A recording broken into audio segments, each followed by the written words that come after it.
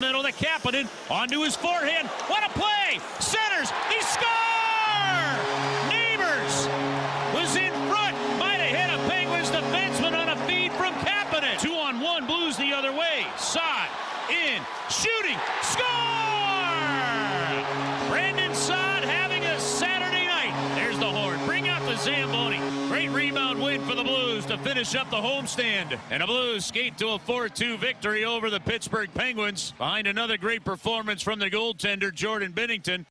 Hey, alongside Alex Ferrario and Tanner Hendrickson, I'm Brandon Kiley. A much better mood for the show today than it was on Friday. One, because Alex is back. Always good to have our guy Alex Ferrario back. Buddy. Unfortunately, we're not the mustachios any longer. Well, we cut the mustachios when you shut down my podcast idea, but I thought we were going to do the Mustachios and Pistachios podcast. It's going to be talk about our back. kids, but apparently Alex has decided that we are no longer the Mustachios. Therefore, you can't really do Look, the podcast together. I had to be professional on Friday. Same. Yeah, I was professional. I was here. And I... Oh, this guy's going to talk about being here, is he? I was waiting for it. Oh! I'm so glad you woke up this morning to join us at 11 a.m. I had to be professional, so the I'm mustache... always going to be here by noon at a minimum. You know that about me. I always know that 11:15 will be here for the second segment. right. The mustache had to go, so I had to do the clean-shaven face. The good news about me is by the time I grow a mustache back, Tanner will get the first hair on his upper lip back. No guarantees to that. All right, that's what Maybe. it sounded like, that audio courtesy of 101 ESPN on Saturday night as the Blues get a really nice victory at home, man. That was a big one. They needed that. And last year around this time, it was a very different conversation. They had just at that point started their slide that ended up really dooming their season. I remember having the conversation with you, Alex. Doug Armstrong comes out. It's 10 games into the year. He decides, I'm going to talk to the media. Yeah, and I looked at you. I said, Alex, is this premature? Do you really think that we need to be having this conversation right now? And it was not only not premature, it was very much necessary at that point in the season. Well, on Saturday, you were able to come out and you put an end to any of the conversation about, uh-oh, here we go again. I don't know what this year's going to be. It very well could end up going poorly. Like the way they've been playing, there's a lot of good. There's also a lot of bad that we can get to. But that type of a performance coming off of a 6-2 loss, it did squash a lot of the talk of, oh, man, here we go. Just going to be the same old Blues this year. Same thing as we saw a year ago. Yeah, absolutely did. Look, I went into that game Saturday following Thursday night's performance, and as soon as I got off the air, I remember telling Grant during a commercial break, I said, well, now I need to figure out if what we saw tonight, Thursday against the Coyotes, is the real Blues team, or if what we saw in the first couple of games of the season is the real Blues team. And I think that remains to be seen still. If they would have laid another egg against Pittsburgh on Saturday night, if they would have performed the way that they played against Arizona, where the passing was awful, there was no puck support, no offense, your goaltender looked bad, then I would have sat there and said, okay, this team is still mentally fragile. And this is what Doug Armstrong talked about, right? Making sure that we have the right guys with the right attitude before we continue to build into this new era of Blues hockey. To me, that was an important performance in terms of fixing the problems that you had against Arizona. Now, I don't think Pittsburgh's as good of a well-rounded team as Arizona seems to be, at least on the offensive side. It is, but like, you're right, but wow. Pittsburgh is a prototypical team you look at and you say on paper, damn, this is a good team. But all of their forwards are old, with the exception of Jake Gensel. They're very slow. And defensively, look, Erik Karlsson's your top defenseman with Chris Letang. So you needed to perform this way, but the passing was awful, Craig Berube said against Thursday. I actually thought their passing was very good against Pittsburgh. They forechecked. There was puck support that Berube said they did not have against the Arizona Coyotes. And defensively, you stuck to the scheme. You tried to keep things outside. There were a lot of one-and-dones, although some high-danger chances. That was the game last season that you played. You give up 6 goals against one team, and then the next night you go out and you give up 5 goals and you lose back-to-back. That was the type of game that could have gone that way, but the Blues found a way to overcome that, and that's a good sign that they avoid the snowball. Yeah, it was a good game from the St. Louis Blues against the Penguins, but I'm still not sure if I'm sold on there's no snowball coming, because there are still a lot of underlying metrics offensively that scream that there's going to be a recession coming for the St. Louis Blues, and the fact that the power play still hasn't scored a goal and is 0-4 and at 0%, one of 2 teams remaining in the NHL. So though it was a good win and good to see that they avoided the snowball, I'm not going to say today that this team is different from last year and can avoid that. I still think there is a potential moment coming for the Blues if the metrics continue to hold up, because I don't think they can continuously win this way. And if they can't, they go on a 2-3 game losing streak, then things are when I'll start to go, okay, how strong is this team mentally? Because it's one thing to say 1 game loss and then it just snowballs into something. I think 2 or 3 game losing streak, that's when you'll find out what this team is made of. Can I tell you why I think this is different than last season? Because of the captain. And JR had a really good piece about it on The Athletic, and I heard Jake Neighbors talk about it. But Braden Shen, and look, this is no disrespect to Ryan O'Reilly, but I think there's a lot of respect in that locker room for when Braden Shen speaks. And when you're a captain, when you're making phone calls to guys talking about the next game, when you have as good of a statement as he did following that Thursday's game and basically interrupted JR and said, I'm done talking about last season. Now we have to make sure that we don't do the same mistake Thursday that we do Saturday, and they backed up that performance. Here's what Craig Berube had to say about their captain. He's doing the right things. For me, it's like, I know he's not on the score sheet right now. He's had some opportunities, and I think that the scoring will come and things like that. It always does with him, So I'm not overly worried about it, but it's just this whole game right now, just playing the right way. I think more than anything, that's what we need from him, night in and night out, and that's what he's given us. I think in Ryan O'Reilly, you had a leader that led by example. I don't think. We know. That's how he led. He was a guy that was going to be on the ice first. He was going to leave the ice last. He was a guy that was going to go out there, and based upon the way that he played, you could see, oh, that's what a leader looks like on the ice. This is not a shot at Ryan O'Reilly. The guy is a very good leader. I do think, though, there is a difference between guys that lead through losing and guys that are very good leaders when your team is winning. And Ryan O'Reilly was an excellent player, person, human being for a team that was winning. Because you could look to him and say, we got to keep grinding. We got to keep grinding. We got to keep grinding. I think Braden Shen is a very good leader when the team is losing. And the reason why I say that, Alex, is because he's going to say the things in the locker room that need to be said to be able to prevent the dip from lasting as long as it did last year. Braden Shen is not just going to go out there and do it on the ice. He's also going to say some things. He's going to have the uncomfortable conversations. He's also the guy that, for example, when Jake Neighbors comes up to the NHL, he's staying at Braden Shen's house. Braden Shen, when Jake Neighbors is called up to his line, he's not just texting him saying, hey, man, congrats on the opportunity. Looking forward to getting this opportunity. He's getting a call, right? He's an old school leader that way. I remember talking with some of the guys around the team. Jamie mentioned this on the show a few times during our time doing the show together about how Alex Steen led. Yeah. And it was taking guys out to dinner, going to grab a glass of wine together on the road, just having conversations that needed to be had. Braden Shen is very much cut in that vein. He is an old school through and through player, and that is both on and off the ice. And I think that stuff matters when you've got S hitting the fan. And on Thursday, there was the potential for, oh boy, here we go again. He nipped that thing in the bud immediately. I don't know how it's going to go from here. That doesn't mean that this will be sustainable long term, but I like that we saw, at least in the first instance of this being a potential issue, they were able to cut it out from underneath immediately. How many times last season, excuse me, when a bad game would happen and you'd hear the players in the locker room talk about saying, I don't know, we got to be better. We got to be better in certain areas. And then the same area would be just as bad the next game. This season, and T-Bone, you are right. This is one game we're talking about. And to me, Pittsburgh is a lesser opponent than the Arizona Coyotes. So you were expected to perform this way. But this last game, you didn't have guys saying, I don't know, following that Thursday loss. Justin Falk said that the passing was pitiful and we didn't skate. Jakub Vrana said we didn't touch the puck at all in that game. That locker room was actually very truthful in terms of the outcome of that game. And then Friday, you have the practice where nobody really wanted to sit there and talk about the last season. And then Saturday, you fixed those problems. All of this, though, comes down to one thing. Can you get the win? Because it's great to say all of the right things. It's great to call up Jake Neighbors. That story isn't told if they lose on Saturday. That story ends up just being something that is unwritten by Jeremy Rutherford. And instead of writing the column about the leadership from Braden Shen, he's writing about how, this might be the same story as a year ago. Absolutely. You got to get things done on the ice. And the guy that's making that possible is Jordan Binnington, man. Listen, I am the last one that is going to come up here and cape for Jordan Binnington when he's not deserving of Let me it. pull out my martini and just...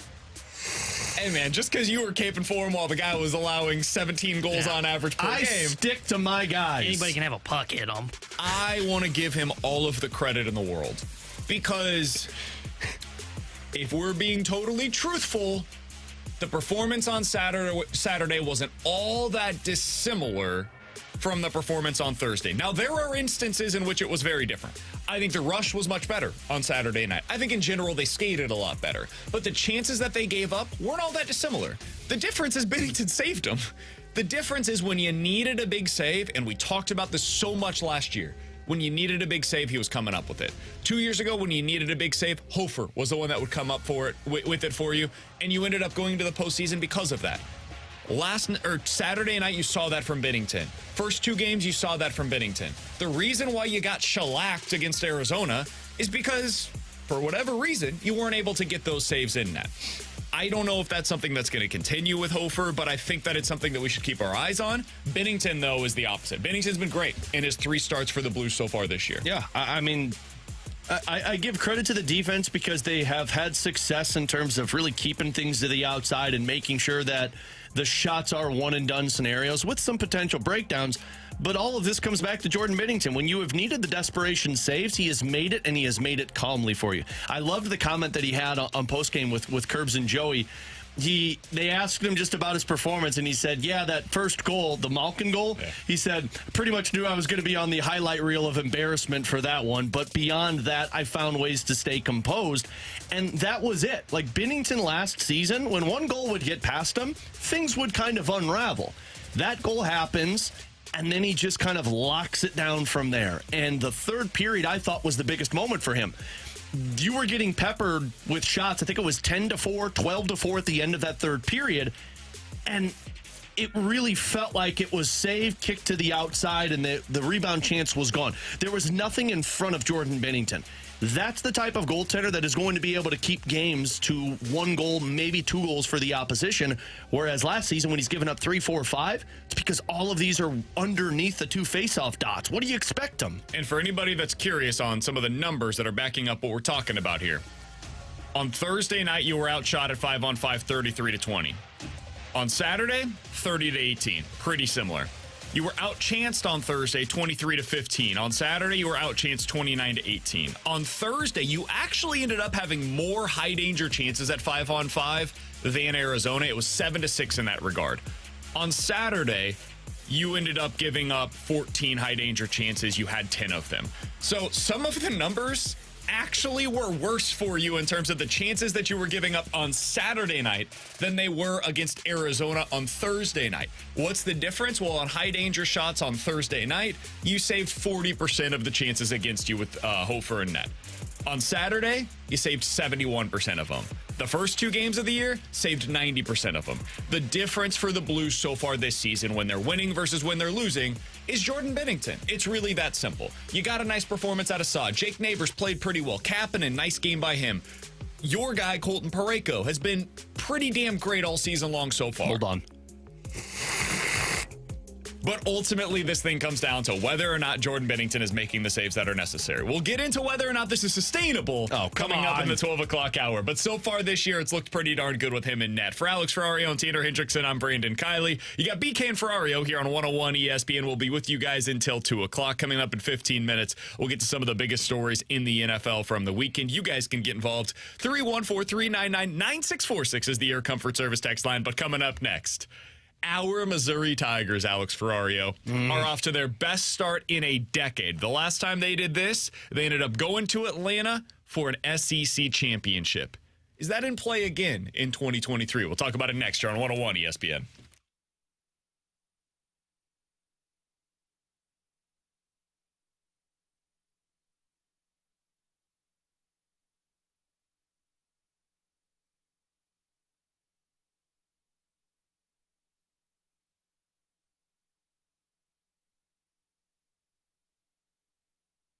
Alex Ferrario with you to talk about my friends out at Ted Drew's, just off of Chippewa, the famous Ted Drew's, which has been there since 1929. And since 1929, families have been having their traditions going out to Ted Drew's. I know I'm one of these. Every Friday night growing up, it would be dinner on the hill, then Ted Drew's off of Chippewa. And that's the tradition I try and instill with my daughters, where we go down there on the weekends and enjoy some of that famous frozen custard. And look, it can be whatever you want. You want concretes, you want sundaes, you want malt, shakes, floats, ice cream sodas, whatever you're wanting, Ted Drew's has that for you. They've got tons of different flavors as well. They already have their specialty flavors up. If you want to go a little blues action for you, you could get the Ted's delicious vanilla custard. It's mixed with a blend of fresh blueberries, smooth lemon cream, and you've got graham crackers. It's called the Blue Note. But whatever flavor you want, go on out to Ted Drew's off of Chippewa and ask for it. And while you're out there, walk across the street, check out the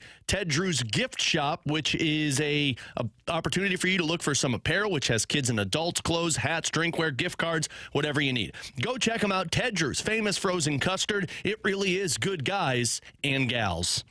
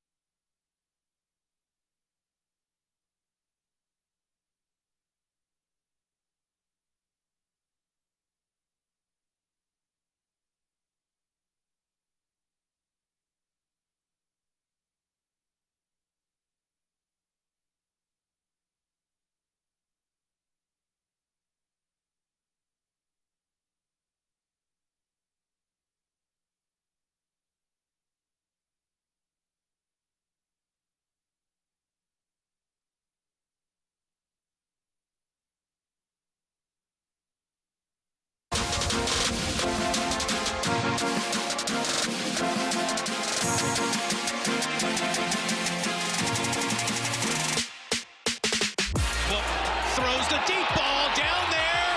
Caught Burden. Touchdown.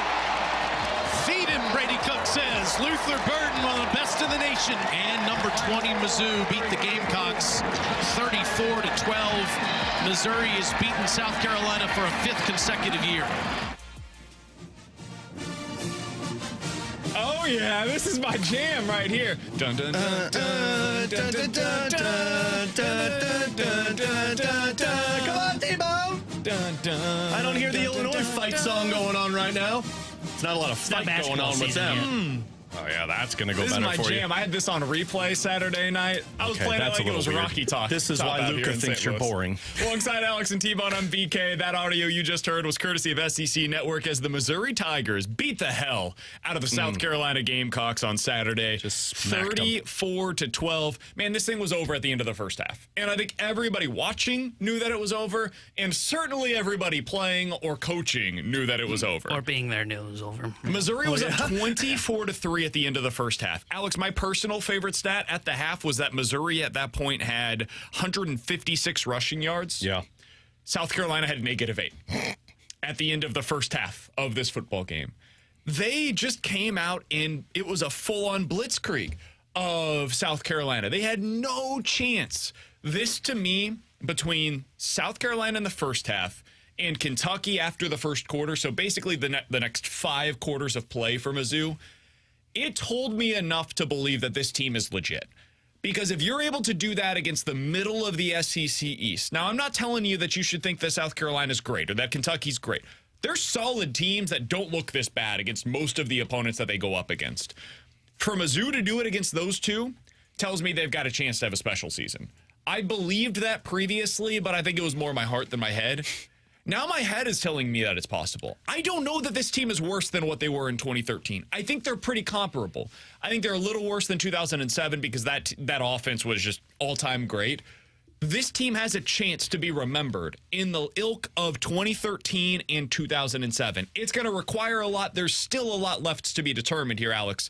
But what did you learn about the Missouri Tigers on Saturday and their 34-12 win? That they recognize that they're the better of a lot of these teams in the SEC. Because when you go up against a team like South Carolina, that's the one where you go in confidently thinking, like, we're going to wipe the floor with these guys. It's homecoming week. You got a big crowd in front of you. You're like, we're going to wipe the floor with these guys. And maybe your mind isn't in it the way it is when you take on a Kentucky team or when you take on LSU. But they still went out there and they wiped the floor with them. And look, we talk so much about the offense. You know, Brady Cook is dominant along with Luther Bird and the receivers. The part that got me, and if I hope I'm not mistaken with this, South Carolina came into that game a very good run defense team. They were very bad against the pass, but really solid against the run. And basically, Eli Drinkwitz said, "Bleep it, let's do that so that we can show that we're kind of here." And you get 159 rushing yards and 2 touchdowns for Schrader. So, to me, I learned about the Missouri Tigers that whatever we feel their weakness is, they find ways to prove us wrong every week. And when you take on Georgia, when you get out of this bye week, that's the one that's going to be tough. I mean, even Drink was talking about it following the game. Like, look, we got to worry about the bye week, and then we'll get into this. But when you take on Georgia, when you take on Tennessee, really that's the next 2 challenges for this Tigers team. I've recognized that Brady Cook, the passing game, the running game, all of these factors, even defensively holding that team. Dude, their defense has turned a corner. They 3 looked points great in the first their last half. 2 games. Great over the last 2. You know that your weaknesses aren't as bad as you thought they were a couple of weeks ago.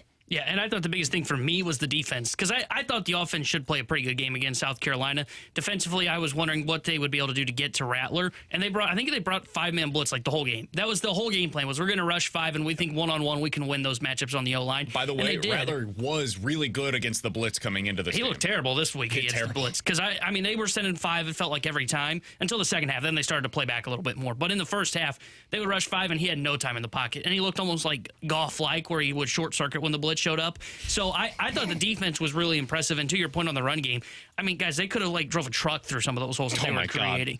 That was incredible run blocking from that Mizzou offensive line, because Schrader had an easy day. Early on, I think it started slow, if I remember correctly. Yeah. But then by the time they got going, they were creating massive holes. And it was just easy to see when you're there at the game. And I know people will look back on it now and say, like, hey, yeah, those are 2 games that Missouri should have won like that. Sure, fair, easy to say, but man, Kentucky's like a 3-point underdog next week against Tennessee. Kentucky's a really solid team. They beat Florida by 20. They ran through that Florida Gators defense. South Carolina should have honestly beat Florida. It required like a 20-point comeback at the end for Florida to be able to win that one, and they really beat them through the air. They did beat Mississippi State, who's a really solid team from the SEC West, and they also only lost against Georgia by 10. Like, this is not some bum South Carolina team. They looked really bad on Saturday, and really they've looked bad a couple of times this season, but this is not a terrible South Carolina opponent. Mizzou made them look terrible, and that's what good teams do. Good teams treat games like this as if it's a business trip. Good teams go into that kind of game and say, let's get up by enough, and then put our foot onto the brakes and just say, all right, we've got enough of a lead here that we can coast to the finish line. And that's what Missouri did. My immediate reaction, because I had a few beers on Saturday while I was watching this game. Nice. I'm so mad at Mizzou for the way that they played in that second half. as I got a little further away from it, Sober. though, and I was 24 hours removed, feeling a little better. I was like, man, Missouri just had such a great first half. They didn't even really have to play in the second half. That's how impressive they were in the first. So this team's legit, man. This team is legit. T-Bone, I wanted to ask you, because it was your first time going to a Tigers game, right? Yeah. How was your experience in Columbia this weekend? It was the third straight sellout, first time that they've had that at home at Mizzou since 2008. So the atmosphere, I think, is getting a little better out there in Columbia. What was it like on Saturday? It was a good experience out there in Columbia. You know, the part that kind of sucks is that it was such a shellacking in that first half, because then the environment kind of disappeared after that. But in the first half when that game started, it was a really good environment. Clearly sold out stadium there at Mizzou. There was no classic, oh, it's sold out. And then you look and go, nah, I don't think so. But no, the seats were packed. It was a great environment. Everybody was ready from the get-go for homecoming, excited. You could feel the energy around the stadium. But then again, just because it was a bad game, really, and Mizzou dominated, the second half, it just kind of wore out. I was like, man, this feels kind of blah. So I kind of wish I had a more competitive game. But yeah, it was a great experience. And I'll just Sorry be honest. we had to treat you to a good old ass woman. Yeah, well, it was definitely a better environment than Illinois. And I saw Illinois when they were ranked last year, and I saw Mizzou when they were ranked this year. And I can tell you the Mizzou environment was better. Illinois was like watching bingo. Guess what? It doesn't matter what game you would have picked, because every game Mizzou puts an ass kicking on home field. Well, except for LSU. That didn't matter. God, that game pisses me off. That's all right. They'll get the revenge. They'll get their revenge in the SEC championship game when they win and then go to the college football playoffs. We've got a lot of time between now and then. Suck it, T-Bone. So we're certainly going to be discussing it a lot more. Missouri has earned our time at this point because of the way that they've performed so far this year. You guys giving them a shot against Georgia? No. On the road, in Athens, next weekend? What are you going to learn, man? No, I'm not giving them a shot against Georgia. You can't spell doubt without Eli. What? Only works for believe. So I wasn't good at spelling when I was growing up. What the hell were you just saying? Can't there? spell drink without doubt. We'll get there, that buddy. didn't work Are you either. giving them a shot? I'm absolutely giving them a shot. You take Bowers out of the equation, it gives the defense, I feel, a little bit more of a level playing field. I'd still obviously give the advantage to Georgia when you talk about the talent. But look, when you take on that playmaker, it makes it a little bit more evened out for you. And offensively, look, I like Georgia. Georgia's a dangerous team. I can't take that away from them. But I'm not sure that their defense is going to be able to handle all of what Mizzou is handling right now. Give them a 20 to 25% chance. You pessimistic son of a nutcracker. I think that's pretty optimistic. I mean, 1 in 4 40%. times that these teams play, I think Missouri wins. I think that's pretty impressive, because I don't think there's a ton of teams. There's probably 15 teams that I could say that about against Georgia. I think that it requires you to have a balanced team. I think that's the way that you beat this Georgia squad, is you've got to be able to defensively put the clamps down on them, and offensively, you got to hit some explosive. I think Luther Burden gives you that opportunity, and you got to be able to run the ball pretty consistently to be able to hold on to the football. I think Missouri can do both of those things. What's his face that transferred to Georgia? Dominic Lovett. Oh, yeah, a little revenge game against Dominic Lovett. I think that is a game that Luther Burden is going to have circled, because I think Burden wants to show up in a game like this on the national stage. This is why you go to Mizzou. Yeah. Like, if you're Luther Burden, first of all, the fact that they're 7-1 in large part because of your contributions. He was amazing again on Saturday. That touchdown catch, my God. Him being able to be at 7-1 at Mizzou, that's why you go there. Him being able to play in this game on the road at Georgia and potentially put Mizzou on the map in a way that is nationally relevant. Oh, buddy. This is how you get in the Heisman. And to do it Heisman. against Dominic Lovett, who was considered to be the quote-unquote better receiver for Mizzou last year. Oh, This is how you put yourself in the Heisman conversation. chef's kiss. A game All right. like this. Coming up next, let's get into some NFL quick hitters. All of our picks were horrendous going into this weekend. One of those picks was Alex going with the Bills against the Patriots. Which loss was more deflating? The Bills at New England or the Lions getting absolutely trounced in Baltimore? We'll get to that next here on 101 ESPN.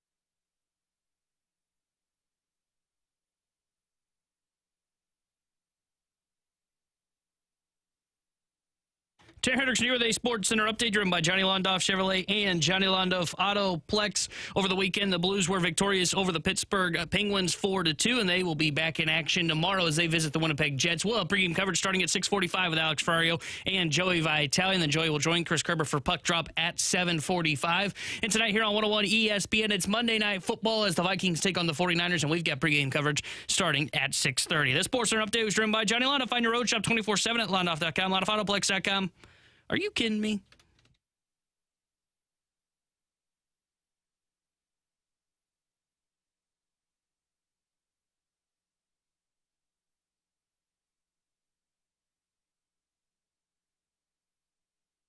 Alongside Alex and T-Bone on BK. All right, let's get to some NFL quick hitters. Alex, you had the Bills yesterday, so not a great day for you. I wasn't there for that. I think you also had the Lions yesterday. That was me. No, I didn't. I had you. Somebody else had the Lions. I had the T-Bone Browns. had the Lions yesterday. Yeah. Thanks for knowing what the picks were. I had the Dolphins yesterday. I had the Dolphins yesterday. I had the Dolphins yesterday. Oh, so preview for our pick'em challenge reveal.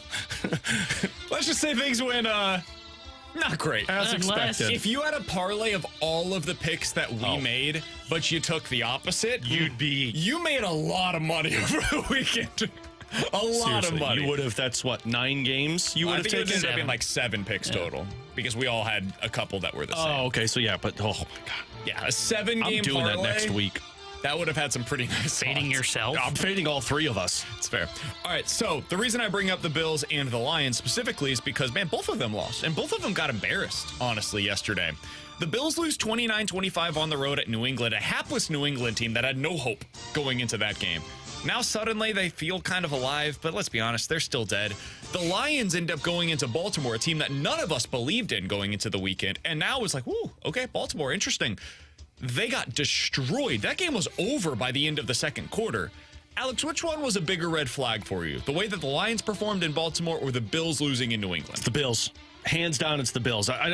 Look, I didn't expect the Lions to look that bad against the Ravens. Everybody has bad nights, and that apparently was it for Dan Campbell and his squad. I don't know how you explain what took place in Buffalo, other than your team isn't as good as I thought they were. How do you let Mac Jones throw for almost 300 yards and 2 touchdowns? How does your quarterback get outplayed by their quarterback? Stephon Diggs was invisible in that game. You had no running game. Your defense couldn't find ways to stop Kendrick Bourne. It makes 0 sense to me. So this whole Buffalo is always a dark horse team in the AFC. No, I'm done with that. Like, to me, you've dropped significantly in the AFC. There's no explanation for that. There's an explanation. You stink. Their quarterback is wildly erratic, dude. He does this. This is who Josh Allen is. When somebody goes out with you and every single time they go out with you, they get into a fight, guess what? It's not you, it's them. They have shown you who they are. And if you expect them to be something different next time around, well, that's on you now, right? If we're expecting the Bills to be something different than what they've shown us to be for years with Josh Allen as their quarterback, that's on us. The Bills are frauds. They're not a legitimate Super Bowl contender because their quarterback can't put together 3 or 4 consecutive quality level games. Now, there's going to be a game soon where Josh Allen looks like the best quarterback in the NFL. Does stuff that no other quarterback in the league is capable of doing. That's who he is. Unfortunately, there will also be a game in the next 4 weeks where he looks like he is the worst quarterback in the league, who makes the worst throws in the league, who attempts to do stuff that no other quarterback should do in the league. That's who Josh Allen is, man. And so when it comes back to bite you against New England like this, or like it did in Jacksonville when they went over to England and played horribly in that London game, none of us should be surprised. The Buffalo Bills will make the playoffs. There will be games in the next few weeks where you're watching them, like maybe it's at Philadelphia, maybe it's at Kansas City, maybe it's at Cincinnati. They'll probably win 1, maybe even 2 of those games. Don't believe in them. Do not buy into what the Bills are selling, because with Josh Allen as the quarterback, this is always right around the corner. All right, in Durant. Wow, that was pretty good. He said basically everything I wanted to say, because it's the Bills that were more disappointing. I think the Lions game, like, yes, that was a shellacking delivered by the Ravens. At least the Ravens are a competitive football team.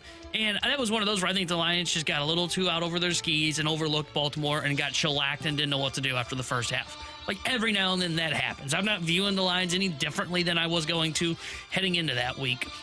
But the Bills, come on, man, it's New England. Bill Belichick's not even excited about his 300th win. He sounded as dead as you guys looked in that game. So, yeah, it's definitely Buffalo. They're a team that's going to get in 10-7, going to make the playoffs, and maybe they go on a little bit of a run. But at some point, Josh Allen's going to come back to Josh Allen. Let's continue with NFL quick hitters. Kansas City Chiefs prove once again they are the top team to beat in the AFC. 31-17 win at home yesterday. Ho-hum. Nothing to see here against the Chargers. First half was awesome. Second half, pretty damn boring. They end up winning that game going away. Call that the Taylor Swift game. And then last night, in what was the best matchup of the week, we all thought the Dolphins would go into Philadelphia and not beat the hell out of Philly, but win the game nonetheless. Well, Philadelphia had different plans. A.J. Brown continues to be one of the best receivers in the NFL. That tush-push, brotherly shove, whatever you want to call it, is the single most dominant play in the NFL. Alex, yesterday, for me, my biggest takeaway, Chiefs and Eagles, just as they were last year, and they proved it all season long, continue to be the teams to beat until proven otherwise. Do you agree that the Chiefs and Eagles are still those teams? Yeah, I think that's the two dominant forces, and I think Baltimore slapped us back to reality a little bit with Detroit, and we didn't luckily have to see Cincinnati, their bye week, which don't have to worry about them. So, yeah, I think that's your dominant teams. Frankly, I think another thing that I learned from this weekend was I don't know if I'm all in on this Dolphins team being as dominant as we thought. This was a prove-it game for them. And I think you sent us the tweet earlier that basically said, Miami's done well, but Miami basically has beaten teams that are combined, 2 wins so far this season. So, got the numbers here for you. And credit to T-Bone for finding this. The Dolphins' 5 wins this year have come against teams with a combined record of 8-25 this season. All of those teams have won 2 or fewer games so far this year. Against those teams, the ones that are 8-25 on the year, the Dolphins have a point differential of plus 95. Amazing. They look like the best offense in the NFL. Against the Bills and the Eagles, the 2 legitimate threats in either respective conference that they've gone up against, negative 42. Yep. So they are a team that is punching down. When they go against lesser opponents, they absolutely shred them. When they go up against legitimate contenders, though, so far this year, it's like going up against your older brother. Yeah, you can get close. You can make it kind of interesting, as they did last night against Philadelphia, but eventually they keep you within an arm's length distance. That seems to be where the Dolphins are at right now. I still think they're a really good team, but last night the Eagles proved they're better. Yeah, I'll be curious to see if they can get that portion figured out of going up against the bigger brother, because it was clear last night. They talked about it on the broadcast. Ooh.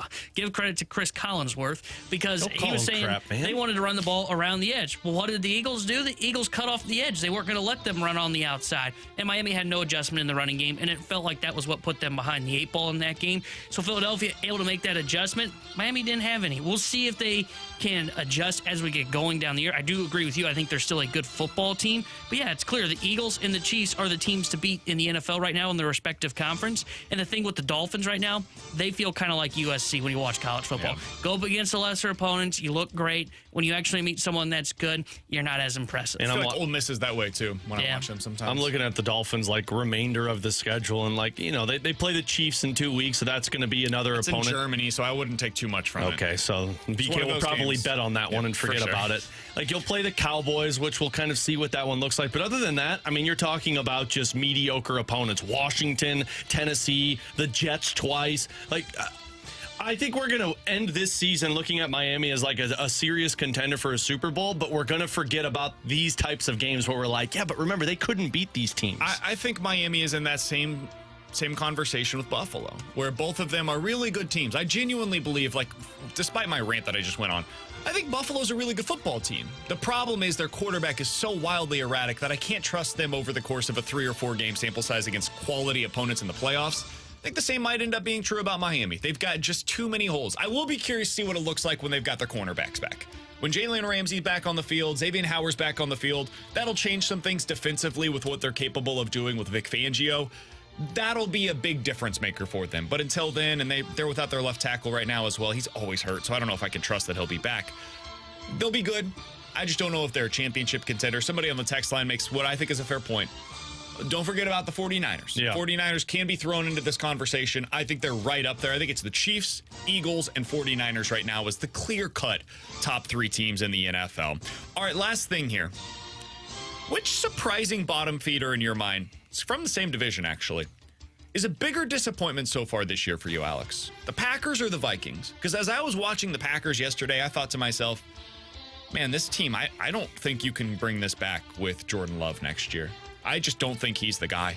And this is got to be a crazy disappointing season because they should be a playoff team in this NFC, and I don't think there's going to be.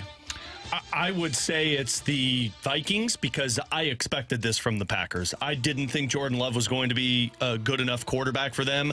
I didn't think they had a good enough offense, and frankly, your all-around game's not going to be very successful if those areas are lacking. The Vikings are surprising because they made it seem like they were fixing their defensive problems from last year to this year, and I haven't seen any fixture on that side of it. And I know Jefferson's hurt now, but from the first couple of weeks when Jefferson was healthy, this dynamic offense that had Addison and Jefferson and Hawkinson and Madison, a lot of sins at the end of this, but nothing. Like you weren't as like people made Minnesota out to be Miami this season offensively, and they weren't that. So they're the bigger disappointment. Yeah, to me, it's Minnesota because I did kind of expect this from Green Bay. Maybe not this bad, but I was with Alex. I didn't trust the offense, and I didn't trust Jordan Love coming into the year. And I've been proven right about that so far. Sure. And I think with Minnesota, I didn't think they would be good. I thought they could sneak their way in. I thought they could be a 10-7 or 9-8 team that could kind of be on that fringe playoff picture because of their offense. And the offense just hasn't lived up to expectations. And part of that is because of the Jefferson injury recently. But even when they had Jefferson, the offense still wasn't at the level I thought it was going to be at. We already know 6 of the 7 teams in the NFC. Like, I think you can read these in pen. Eagles, Cowboys, Lions, 49ers, Seahawks, and then whoever comes out of the NFC South, I think it's going to be the Falcons, but you could convince me on somebody else. Those are 6 of your 7 teams, and then everybody else you can throw into the mix for that 7th spot. Yeah. Rams, Commanders, Vikings, one of the other teams from the NFC South, they're all fighting to lose by 25 points in the first round of the playoffs. That's what everybody else is in this mix for. Way to go, Rams. They're trying Playoffs, to baby. get beat by the San Francisco 49ers or the Eagles in the first round. But I think that's where we're at right now with the gonna pull off an NFC upset. race, if you will. You're bleeping too. Yeah. Did you see them? Hey, wasn't their fault. They got Trash. screwed by that spot. You're the one that said last week that Matt Stafford was Also, such a great quarterback. I just want to point out when BK made that pick, and we'll hear it in the pick 'em reveal, I said I didn't want to take that game because I didn't have a good feeling. He's like, wow, the Pittsburgh Steelers, they're terrible. They are. They are. Well, they won. Yeah. Against a more terrible team. I don't understand anything about what the Rams were trying to do. Terrible. They were trying to run the football against one of the best run defenses in the NFL when Puka Nacua was absolutely shredding them. Made no sense. The game plan made no sense. You have Freeman, who's been sitting on this couch for 6 weeks, and Darrell Henderson, who nobody else in the league wanted. Let's run the ball 50 times today. Okay, cool. Good luck. That's anger, which I have been there with the Detroit Lions, which thanks Dan Campbell for using Jahmyr Gibbs for once. They ran the ball 31 times and threw it 29. Royce Freeman and Darrell Henderson combined for 30 carries against one of the best run defenses in the NFL. The Rams, the game plan made no sense whatsoever. Just trying to establish the run for the whole game. Clearly TJ it Watt worked on the as other they side. lose. Hey, Sean, what do you want to do? Run the damn ball! Coming up next, 314-399-9646 is the Air Comfort Service text line for questions and answers. We got to get to T-Bones, Illini, and I want to get a couple of thoughts in on City SC after their season came to an end over the weekend. We'll get to all of that and much more with questions and answers next here on 101 ESPN.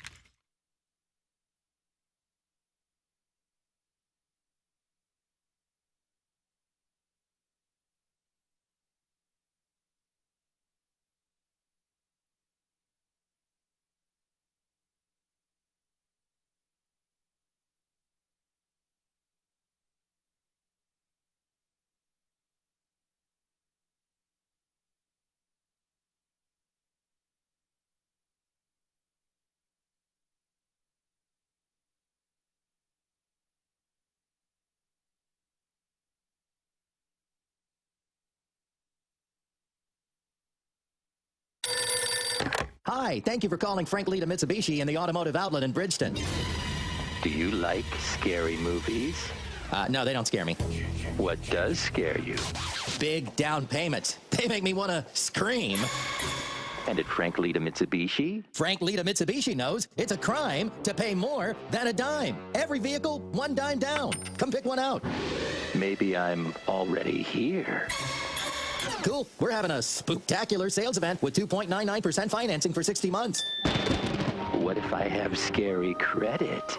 If you bring home $350 a week, you could get up to $25,000 in credit. With just a dime? Yes, even the new Outlander with third row seating. Perfect. And I'm right behind you. Oh, hi. Hello. At Frank Lita Mitsubishi. In the automotive outlet in Bridgeton. YesLita.com. New 23 Outlander, $29.5, dime down, $530 a month for 60 months at 2.99% APR, plus tax tag title to qualified buyers. Hey, it's BK, and I've got some exciting news for all the men out there. Victory Men's Health has launched a new telehealth site. It's called VictoryRx.com. You go there, get prescribed that ED medication that you've been looking for. They have made this process so incredibly easy. Men, you go to the site. Again, it's VictoryRx.com. You'll do your entire consult all via text. Victory Men's Health has treated thousands of men in their standalone locations, and now they're giving men from all over easier access to that #1 selling ED medication. This is going to come in the form of a chewable tablet. It has active ingredients with both Viagra and Cialis, and the reason why it's important that it's going to be chewable is because it has faster uptake and it goes directly into your bloodstream, so it doesn't get affected by the food or the drink that you had earlier in the day. If you have a pill, could end up getting a little bit of issue there with the food or the drink that you had earlier in the day. Not with VictoryRx.com. It's VictoryRx.com. Go there. You'll get prescribed that ED medication you've been looking for. VictoryRx.com. Play hard.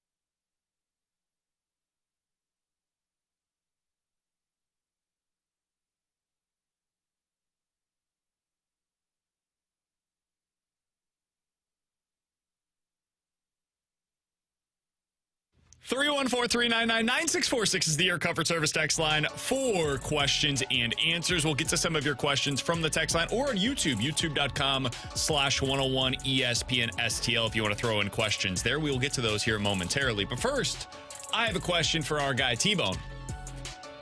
Yeah? Let's go ahead and take a listen to what this sounded like on Saturday. Lock! Man wide open! Touchdown! Touchdown, Rucci! The other one! That's Nolan Rucci, folks. That's not Hayden Rucci. It's his brother Nolan. I got a quick question. How does this individual have a voice through an entire season? I don't know. Because that man just wasted everything he had in his vocal cord on one call.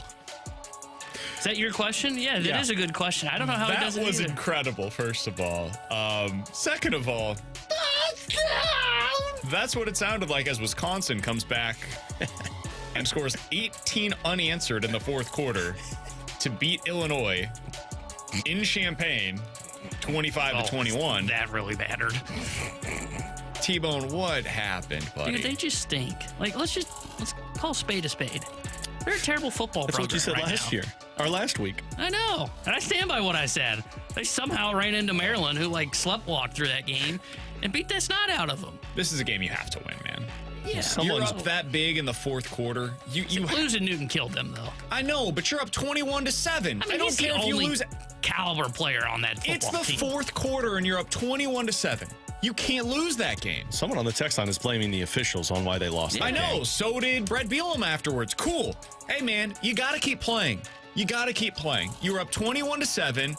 You end up giving up the field goal early on. Your next 3 consecutive drives: punt, turnover on downs. That's not on the officials. That's not on the defense losing its best player. That's on you. You didn't find a way to execute when you needed to down the stretch. I get so sick of these excuses, man, because like Mizzou, they were without one of their best players in the final quarter and a half against LSU. You don't see anybody blaming that. They didn't tackle. They didn't tackle against LSU. You don't make the plays that are necessary, you lose the football game. They threw a pick 6, you lose the football game. Illinois didn't make the plays that were necessary. Your program stinks. You're not telling me anything new that I haven't said. I know they stink. Stand up for your team, man. No, they're terrible. They're not even worth my time. Wow. Unbelievable. That's why they're going to make a bowl and they're going to celebrate, and I'm going to go, Brett, dude. 6 wins? Like, come on. Been there before. Making a bowl? Yeah, they can make a bowl. No, they ain't making a bowl. They could win 3 more games. 3 out of 4? The rest of their schedule sucks. Have you seen what's left? Have you watched Illinois? Have you watched Wisconsin? Yeah, but have you watched? Indiana's terrible. Northwestern's terrible. Minnesota's terrible. Okay, so you got to go 100% winning percentage in the 3 games that are like 50-50 coin flips for your program. I didn't say they're going to be bowl eligible. I said they could be. No, they're not going to. Hey, man, open up your ears. I'm saying the one thing I'll take the blasphemy on the Illinois program, but if you listen to me, you know I'm right about what I'm saying. Someone said, as an Arkansas fan, I can guarantee Illinois has a Bielema problem. The thing is, I think Bielema is a perfectly fine head coach. He doesn't have the players right now, and that's part of the Bielema problem. He might be the guy. He might not be the guy to bring in the right players, and that's where there is. He can't fall behind the 8 ball. Legitimate question. And that's what happened this year. You can't have a year in which you go 5-7, 4-8. Because you can't really recruit all out started with the Nebraska game. Yeah, that was the one you couldn't lose. And I will say this: like, though they don't have the players, Fagan is one of the top recruits that the Illinois football program's had in a long time, and he's just now seeing the field. It took them too long to implement him into the game. I think Bielema and Underwood just get together and cry. At least Underwood's got a 4-star recruit on campus. And for all of the criticism of Brad Underwood, he's a really good coach. He's frustrating because his teams are good, and then they find a way to lose in March, but they're getting there every year. His teams are really good. He just, once you get there, it becomes a little difficult. All right, 314-399-9646 is the Air Comfort Service text line for questions and answers. Guys, now that the first season for St. Louis City SC, at least in terms of the regular season, is in the books, what were your thoughts on City, and how much of a chance do you give them to be able to win the Cup this year? It was a resounding success in every way possible. Yeah. You couldn't have asked for anything more. The team was outstanding. So much better than anybody could have reasonably expected. I know me and T-Bone both have a bet on them to win the Cup, so we're certainly hoping that ends up being the case. Regardless of what happens this postseason, though, they could lose in the first round. That would be disappointing, don't get me wrong, but it would still be considered a successful first year, given everything that they've been able to do. They have created a real buzz around the team that will be long-lasting, and that is huge for a program in its infancy. Yeah, It was as impressive of an inaugural season as you can ask for an expansion team to enter it and then just dominate their conference and be the best of the best. Like you mentioned, this is a successful season no matter what, and it just builds the excitement going into the playoffs and then, of course, beyond this season. But I will be really curious to see that first round matchup because you were dominant from start to finish this season. You had a little bit of a hiccup in the middle of the season once the injuries kicked in, but now you really have to go out there and prove it, and it's great that they have home field advantage throughout these postseason because that's going to benefit that team. T-Bone, I am curious. They lost their last couple of games, haven't looked great in them. Is that a legitimate concern for you going into the postseason? It's not a major concern, but it is kind of eye-popping, and I think you'll get a feel after game 1 against whoever wins, Sporting KC or San Jose, because as much as like they were saying all the right things, we got to build momentum, and then momentum was never built going into the playoffs. So is it concerning? A little bit. I'll have a better read on that after game 1. But to the question of, by the way, if it's Sporting KC, they should beat the snot out of them. Yeah, I think they've took care of business against them. That's what everybody wants too, right, Casey? Yeah, I think the two teams that have me concerned of what happens when City gets to them. That'll be more in the semis, assuming you take care of business, because they should take care of business and get to the semis. Seattle and LAFC. Those are the two teams to keep an eye on, because if I'm not mistaken, City has not beaten them. They lost both to Seattle this year. They lost both to Seattle. Now, again, the last game of the year against Seattle, read what you will into that. And then I think they tied one with LAFC and lost one to LAFC. So those are the two teams that have given City the most trouble. Those are the two teams that, I think those are the only two teams that can truly beat City in the playoffs. 314-399-9646 is the Air Comfort Service text line to get involved in the show. By the way, for Vegas, for those of you curious what Vegas thinks about the Cup, they've got FC Cincinnati as the favorite to win the Cup this year at 3-1. LAFC, the team you just mentioned, at 6.5 to 1. They're the favorite to win the Western Conference. And then St. Louis City SC at 7 to 1 is third right now in the rankings of most likely to win the Cup. After that, you got Orlando at 11 to 1, Philly at 14 to 1, along with Seattle and Columbus at 14 to 1 as well. That tells you right there that the West seems weaker, because most of those teams that you read off are in the East. Yeah. A lot of teams, and they view St. Louis and LA as the clear-cut favorites. Yeah. They based on these odds, it seems to suggest that one of those two teams is likely to represent the West in the Cup. All right, coming up next, 314-399-9646 is the Air Comfort Service text line to get involved in the show. If Pavel Buchnevich is coming back either in the next game or the one after that, should he be reunited with the top line? Or has Brandon Saad captured that spot in the lineup? We'll talk about it next year on 101 ESPN.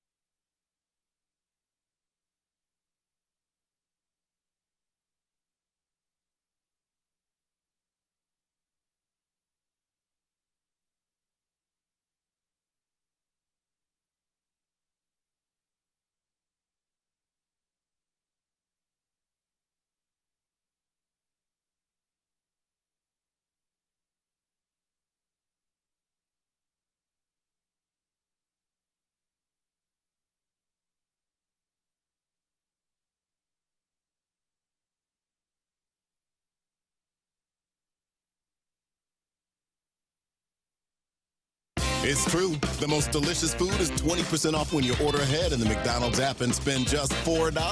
How about a tasty McDouble with not one, but two juicy beef patties, a tender and juicy McCrispy, and a caramel frappe? Or order those world-famous fries in any size for just $1.39.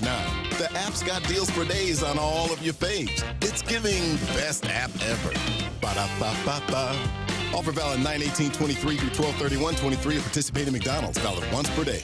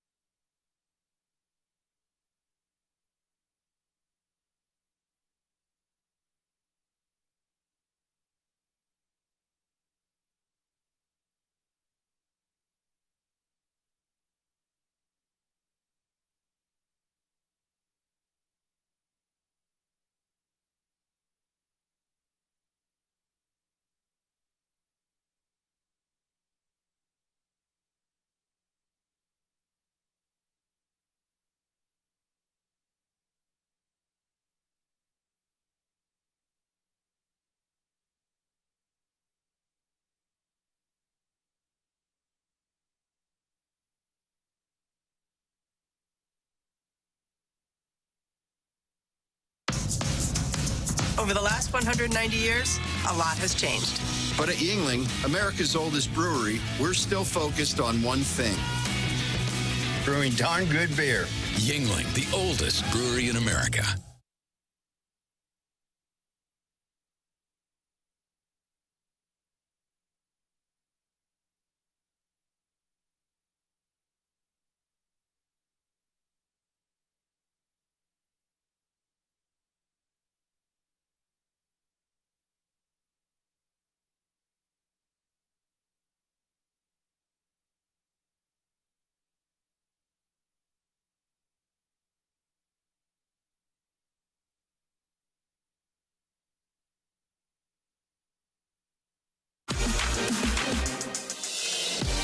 it to the front. It's caught up in the skates of Thomas. Loose puck, they score! Brandon Saad has given the Blues the first lead of their season. Over the line in the middle, the Kapanen onto his forehand. What a play! Centers, he score! Neighbors was in front, might have hit a Penguins defenseman on a feed from Kapanen. 2-on-1, Blues the other way. Saad in, shooting, score! Brandon Saad having a Saturday night. There's the horn. Bring out the Zamboni.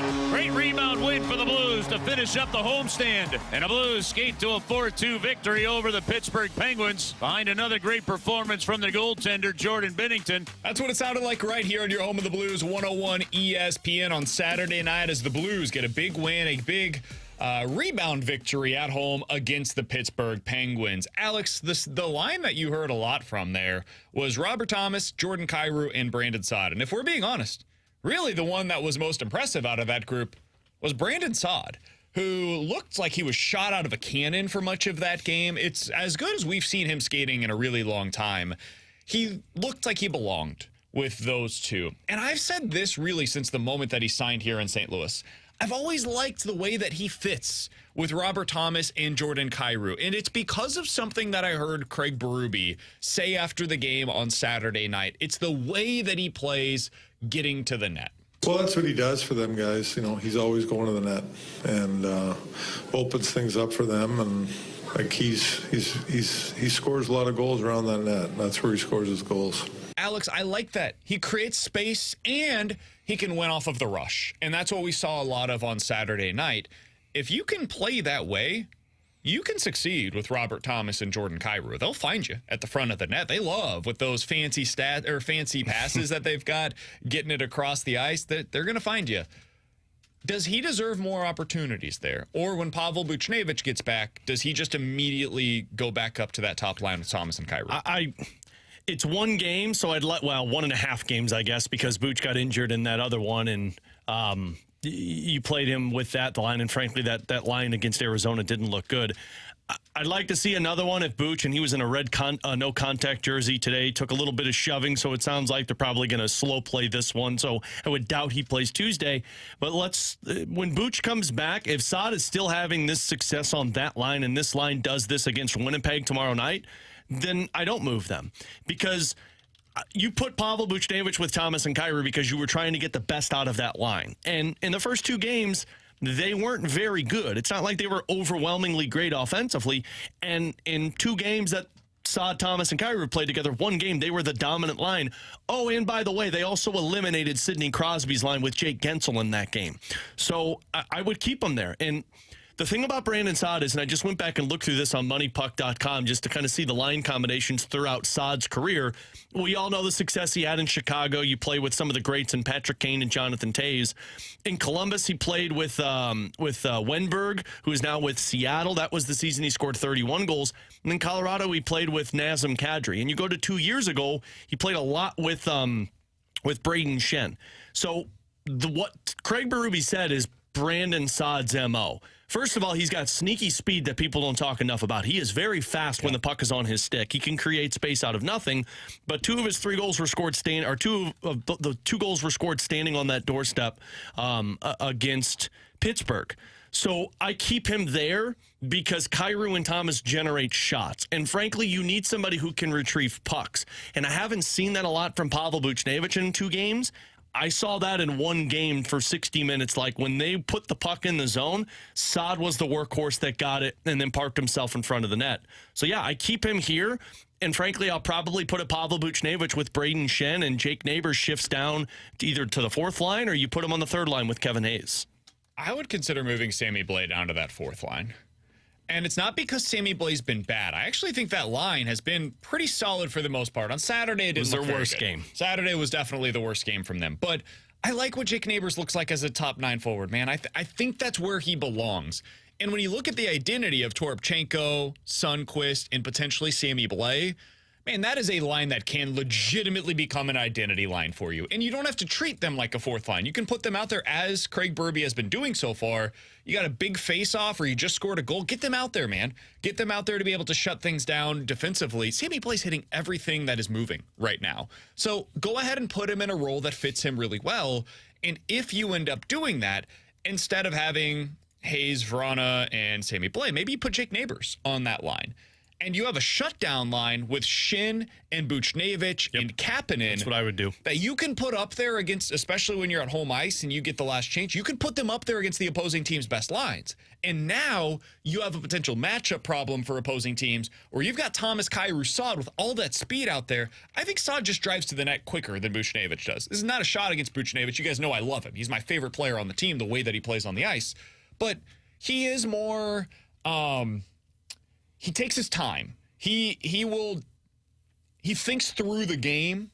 Saad just freaking coasts, man. Well, I mean, look, the guy never gets assists because all he does is shoots the puck, and like that's what you want from somebody on that line. Somebody like that. You do, and I don't think it's a bad thing. Deliberate. That's what I was trying to. That's the word for Buchnevich. I don't think it's a bad thing to have two guys on a line that just shoot the puck nonstop, and Jordan Kyrou and Brandon Saad, and then Robert Thomas. You hope can get those shots going a little bit more. What I just didn't like in the first couple of games with Pavel Buchnevich is it felt like there was way too many passing situations of like, no, you take it, no, you take it, no, you take it. If you put the puck on Brandon Saad's stick, he's not going to say, no, you take it. It's going to be, I'm going to shoot the damn puck. And that's what you need from that line. And I love the way that's what I was going with it. I would frame these lines way you just put it. Saad stays with Thomas and Kyrou. Buch goes with Shen and Kapanen. And frankly, that's a line that can shut down the other team's best. And then a third line that you could get some advantages with a Jake Neighbors, who, by the way, also played really well with Braden Shen in that game, with Verana and Kevin Hayes. And then you've got a legit fourth line. The one thing about Saad playing on that line, I got to give credit to Thomas and Kyrou, too, because they had an awful game. They were outplayed by Clayton Keller and Nick Schmaltz in that Arizona Coyotes game. And Saad was on that line with them. They were outplayed. And then you go the next game against the Pittsburgh Penguins with Sidney Crosby, Brian Rust, and Jake Gensel. And I don't even remember a lot of situations with Crosby and them on the ice. So that's credit to all three of those guys. And if you're working well against a Sidney Crosby, I want to see it against Winnipeg with Mark Scheifele. I want to see it with Calgary with Lindholm. I want to see you go up against the best. 314-399-9646 is the Air Comfort Service text line. Alex, I do want to get your thoughts on this because I don't really understand this from the 314. Guys, it was one game. Saad had a terrible year last year. Let's see some consistency, and then we can talk. What did people think Brandon Saad was when the Blues signed him? Because what he's been so far is exactly who you signed him to be. In 2022, in 78 games, he had 24 goals and 50 points. Last year, in 71 games, he had 20 goals, basically, 19, and essentially 40 points. This is who he is. Like, he's not a guy that you should have expected, I don't think, at least, to come in and put up 60-plus points a season. He's never done that in his entire NHL career. He is like clockwork. Every year, you know what you're getting. It's somewhere between 40 and 50 points and somewhere between 20 and 25 goals. You know that's what you can put in the back of your pocket, and that's why teams like having him. Because if you're a contender, you can count on him to go out there and give you that goal production over the course of the season. He's going to go through dry spells because that's goal scoring, man. We've seen this with Vladimir Tarasenko. We saw it with David Perron. We've seen it now with Brandon Saad. There will be 5-10 game stretches where you just don't see anything. Hell, Braden Shin is going through a little bit of that right now. He has not put himself on the score sheet so far this year. You know he's going to. He's another guy that's going to put up 20 goals over the course of the year. Am I missing something here? No, and I mean, of course, all of the texts are starting to come in. It's like all the trolls came out from under the bridge with this one. To say that Brandon Saad had an awful year last year, go back and look at who he played a majority of the season with. The line that he played the most on was Ryan O'Reilly and Josh Levo. Does that sound like a line that is going to be able to create a lot of offense? Like, Josh Levo is in the American Hockey League now. No disrespect to him, but that's what you were trying to accomplish. And we got a text that said, you guys are killing me. Brandon Saad is not a top-line guy, and you're arguing playing him over a point-per-game guy. It's not about that, though. It's about combinations. And it's chemistry. It's about how they fit with other players. Buchnevich, I think Buchnevich is a much better hockey player than Brandon Saad, full stop. There is really no even discussion to be had there. Pavel Buchnevich, I've said all along, Alex, is like a top 30-ish winger in the NHL. Maybe that's conservative even. Like I think he's excellent. But with that top line with Thomas and Kyrou, you need a specific skill set for that third piece to the puzzle. You don't always see the Toronto Maple Leafs having their three best players on one line. Now, they sometimes do it, but it's not always the case. In Edmonton, they don't always have their three best players on that top line. They'll do it occasionally, but again, not always the case. It's about what you need from that third piece in that role. And I think personally, Brandon Saad fits that specific role a little better than Buchnevich. I think you can make a case that your top line is actually not Thomas, Kyrou, and Saad. If Buchnevich comes back and plays with Braden Shen, you can make a case that that is actually your top line, quote unquote, in terms of ice time that should be handed out, because they are a better matchup against the opposing team's top line. Last season, Pavel Buchnevich, Robert Thomas, and Jordan Kyrou, who played 196 minutes, it was 35 games together, had a 47% expected goal percentage. Brandon Saad last season had 4 different lines he played on that were better expected goal percentage than that. Brandon Saad's a really good player. What Craig Berube does with his lines, scoring guy, centerman, puck retriever. And in 2 games, which this was the case last year when they played together, yeah, they've got all of the offense in the world. They've got creativity, but nobody's retrieving pucks on that line. We talked about the one-and-done nature in those first couple of games with Buch, Thomas, and Kyrou. Nobody's retrieving pucks. They go in, you shoot it, and if it hits the net, well, then great. You're going to go for the face-off. If not, you're chasing it again. What we saw against Pittsburgh, and somebody did make a great point, Pittsburgh's forwards are very slow. And that was an opportunistic moment for the Blues, and they capitalized on it. What do they do against Winnipeg? What do they do against Calgary, Vancouver? We're going to find that out. But what I saw in that game against Pittsburgh was when the puck went in, Brandon Saad went after it and came out with it, and the play stayed alive. And that is how that line is going to thrive, because they can't win off of highlight reel passes. Other teams are going to stop that in their tracks, and you're going to be chasing the puck. Not consistently. Yeah. Some of that's good. The inferior teams you're going to be able to do that with, but that's how you get stopped and how you're chasing the game. And what Craig Berube said they did against Arizona was chase the game. So you put Saad on that line, and now they have a little bit more puck retrieval. By the way, Jeremy Rutherford just tweeted out that Pavel Buchnevich, when asked after practice today, politely declined to chat, and then he added, "I just don't know if I'm going to play." So not sure. My guess is he probably will not be in the lineup on Tuesday, so tomorrow night against Winnipeg. Maybe Thursday against Calgary, but I think you said it, Alex. They're kind of slow playing this. I don't blame them. He's a guy that's dealt with some injuries in the past, so get him right. Make sure that he's back to 100%. No reason to rush this early on in the season, especially if a nagging injury could potentially get worse. So we'll see with Buchnevich. Either way, against Winnipeg, I would like to see them with Brandon Saad on that top line. And then we'll see how that thing goes on the road at the Winnipeg Jets tomorrow night. Alex will have pregame coverage for you right here on your home of the Blues, 101 ESPN, beginning tomorrow at 6:45. Puck drop on your home of the Blues starting at 7:45. Coming up next, let's play a game of in or out. You give us a scenario. We'll tell you if we are in or out here on 101 ESPN.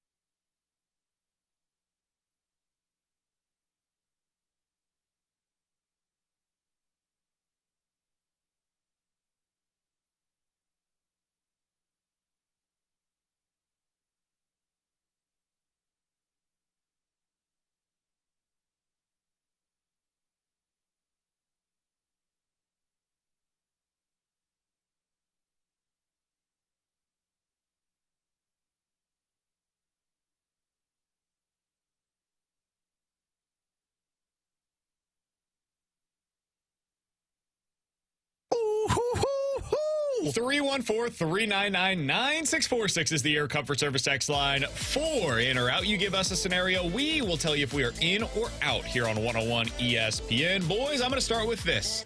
In or out? Over the weekend, we watched the beginning of the end of Lincoln Riley at USC. Oh, in. I mean, you get they're exhibit A, B, C, and D of how you kind of need at least an average defense if your offense is going to be great. And it would help if your offense actually performed. Well, that's very true also. But Caleb Williams is too worried about, getting stock in the team that's going to draft him rather than worrying about actually being a competent quarterback for USC. But I don't know how you could keep... I mean, obviously it gets into the recruiting conversation of making sure that the recruitment is at its best. And if you're Lincoln Riley with USC, you're going to have success there. But it's also going to have to go to the talent on the field. And if you've got the best quarterback in college football, or supposedly the best quarterback in college football, you should be dominating in all areas. But frankly, that's underperformed, and your defense has been embarrassing. I'm in, but I don't know if USC will do it. But I would be in on this be the beginning of the end. He's one of the most overrated head coaches in college football. Like, he can do great recruiting offensively, but what's been his biggest issue? He's never had a defense, and it always comes back to bite him. And he's made the playoff, once in his career at Oklahoma with Baker Mayfield, and they just couldn't get a stop, and they end up losing in the semifinals. Like, at some point, you've got to start recruiting a defense, and he never has done that. So I would say I'm probably in on this, and I don't know if he could probably, it'll be tough, but he could probably make up for the loss of Caleb Williams at the end of the year. But he'll never recruit a defense, and that's going to be the biggest MO for him. I actually don't think it's recruiting that's a problem. Their talent's fine. Like, their talent on this defense in 2023 is actually really good. Like, their talent level on defense is much better than what Missouri's throwing out there on a week-to-week basis. I think it's about the way that he operates as a head coach. And what I mean by that is, man, this is a guy that is so specific with what he's doing offensively that your defense only goes up against that every single week. And when you go up against a Lincoln Riley style offense, you don't have the same physical component to your game that you're going to need in a smash mouth football game against Arizona or against Utah or against Notre Dame. And your defense is so specific in terms of wanting to get explosive plays. So you want to get the TFLs, you want to get the sacks. The problem is, if you don't get those plays, it's going 50 yards over your head the other direction, and you can't get consistent stops. And if you're playing that way, man, you can't be a contender in terms of winning the college football playoff. It's kind of like what I said earlier today about the Bills. You can win specific games that way. You'll see USC pull off an upset probably at some point down the stretch. They'll beat one of these really good teams in the Pac-12. But then they'll lose one or two others, and you'll say to yourself, man, I'm really surprised that they ended up losing that game. It's no longer surprising, though. His offense is going to be good enough to be able to make them competitive. They're going to win 10 games every year. But if you're USC and you want to compete for national championships, he's going to have a serious come to Jesus moment where he says, I have to change the way that the entire program operates. Otherwise, this isn't going to work. I don't think it's a recruiting issue. I don't think it's a talent level issue. I think it is a way that our team operates philosophically issue. And I don't know how that changes unless Lincoln Riley himself changes as a head coach. Boys, in or out, you'll be officially bought into the Blues if they take points in all 3 games this week. When you say bought in, I'm sorry to ask a follow-up question. I know this is no follow-up questions. T-Bone? What do you mean by that? Like as a playoff contender or like a real threat in the playoff contender, but more so you're stopping asking the questions, is this for real? Just 3 games? 3 games, you get a point in all of them. Not there yet. I need to see it. We said by the end of the month. I guess that would be the end of the month. And in I this need to see how it happens. In this scenario, you're taking points from Dallas, Seattle, Pittsburgh, Vancouver, Calgary, and Winnipeg. Yeah, I'm not all in, but I will be closer. I will be closer to hitting the button of saying, okay, I'm ready to be hurt. I'm ready to allow myself to be vulnerable. I'm out because I think it has to be about 15 to 20 before I can truly buy in, because I know we set the standard originally for this end of October, But if it continues to look like it has and they're not generating enough offensively, I'm still going to be sitting there going, I just still believe at some point this is going to fall apart because you got to score goals in modern NHL to be a winning hockey team. And I don't know if they continue to win these 2-1, 3-2 style of hockey games. So I say I probably need a little bit more time, even if they take points in these three. Now, if the offense plays really well, then I think it's a different conversation. But I'm assuming they're winning like they have been recently. So I'm going to say out is going to take 15 games for me. Yeah, I'm going to say in on this one because there are certain areas that I'm going to be looking at that you need to see more of. But for those games, if you're taking points against the teams that I just listed off, that's that middle tier that Doug Armstrong's talked about, and you're playing competently. And I think if you're taking points, that means your defensive scheme has stayed intact all the month of October, and your goaltending has been elite. In that case, you're putting yourself in the conversation. T-Bone? In or out, the St. Louis Blues will keep Kasperi Kapanen past this year. And I like this one. And I know it's 4 games into the season, but the way Kapanen plays versus the way Verana plays, Kapanen is more Blues-esque. And I know I'm putting the cart before the horse here. Like, you've got offense coming in terms of guys like Verana, Zachary Bolduc, Dvorsky. I don't know if you guys have been paying attention. Jimmy Snuggerud is like the best player in college hockey right now. You've got guys coming that bring what Verana brings in terms of a one-time shot, a lethal threat offensively. There's not a lot of guys that play the way that Kapanen plays in terms of speed, good defensively, ability to make highlight reel plays, and finish. So I would keep Kapanen, and I don't think he's going to cost you an arm and a leg. What do you think it'll be, like $3 million somewhere around Probably somewhere around that. I'm not sure what he's making right now. 3.2 is what he's at right So now. I would say if he has a good season, you're probably talking about 3.5, maybe 4. I mean, that's a guy who could play in your top 6, top 9 in any situation. So yeah, I would keep him. I'll say in as well. I think he is the more likely of the two to be around. I still really like what Verana brings to the table, and I do think if you lose him, you're losing some pop on the power play. I would like to see him, by the way, on the top unit. We don't even see him on the power play, so. I like Kapanen a lot. I think if he's around 3 to 3.5, I'm definitely interested in keeping him around. If he's more than that, I don't know. Then it gets a little dicey for me, but 3 to 3.5, I'm in. I think that's probably ultimately where he comes in, and I'll say in. I think he sticks around for at least another couple of years. Yeah, I'd say in as well because I think he's been one of the best forwards on the team right now. And I was just looking at this. He's going to be, at least right now, and I get it's only 4 games, he's kind of on pace for where his career high was at 44 points. And if he can give you 44 points playing in that, was he on third line, second line? Second line. Then that's a win for the St. Louis Blues. Yeah. Got to get some more goal production, but that'll come. Yeah, that's going to come. That's going to come when that line starts clicking a little bit more, and that's why I think it wouldn't be a worse thing to put a Buchnevich with a Braden Shen and a Kapanen if that can get going, because we already know how offensively inclined Buch is. 314-399-9646 is the Air Comfort Service text line for in or out. Guys, in or out, the Rangers are going to pull it off, and they will head to the World Series after they beat the Astros tonight. Let's hold off on this. Alex, I want to discuss it on the other side. The Rangers going back to Max Scherzer in a big spot tonight against the Houston Astros. Is this the right choice? T-Bone has a controversial take. We'll talk about it next here on 101 ESPN.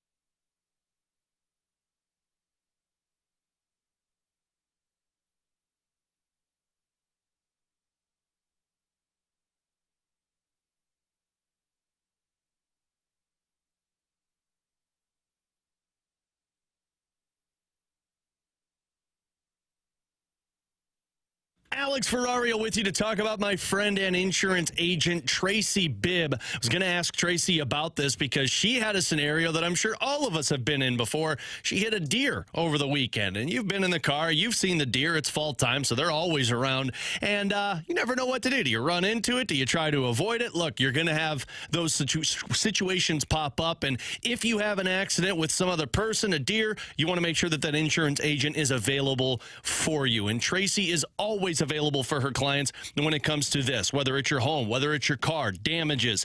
She's available and always there to help, and that's what they promise with the Bibb agency. It's not a matter of if something happens, it's when something happens. Customer service is at its best. So give her a call today and ask for a free non-committal quote. She'll explain everything to you. She's always on top of what goes underneath the umbrella that is your coverage. 314-328-4260. That's her number. Tell her Alex Ferrario sent you and find out about the Bibb agency. 314-328-4260. It's no fib. You're always in great hands with the Bibb.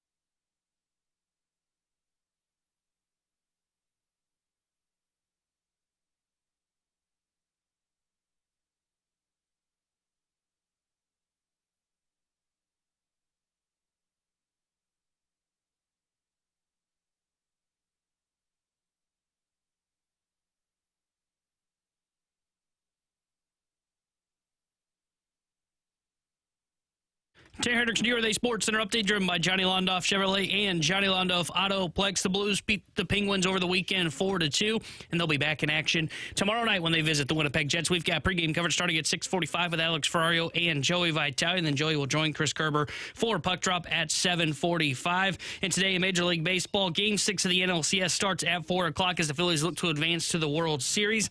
And then there will be Game 7 tonight between the Astros and Rangers as Max Scherzer will get the start for the Texas Rangers against Christian Javier. 7:03 is first pitch in that game. And tonight here on 101 ESPN, we've got Monday Night Football for you as the Vikings take on the 49ers, and we've got pregame coverage starting at 6:30. This Sports Center update was driven by Johnny Londoff. Find your road shop 24/7 at londoff.com, londoffAutoplex.com. Are you kidding me?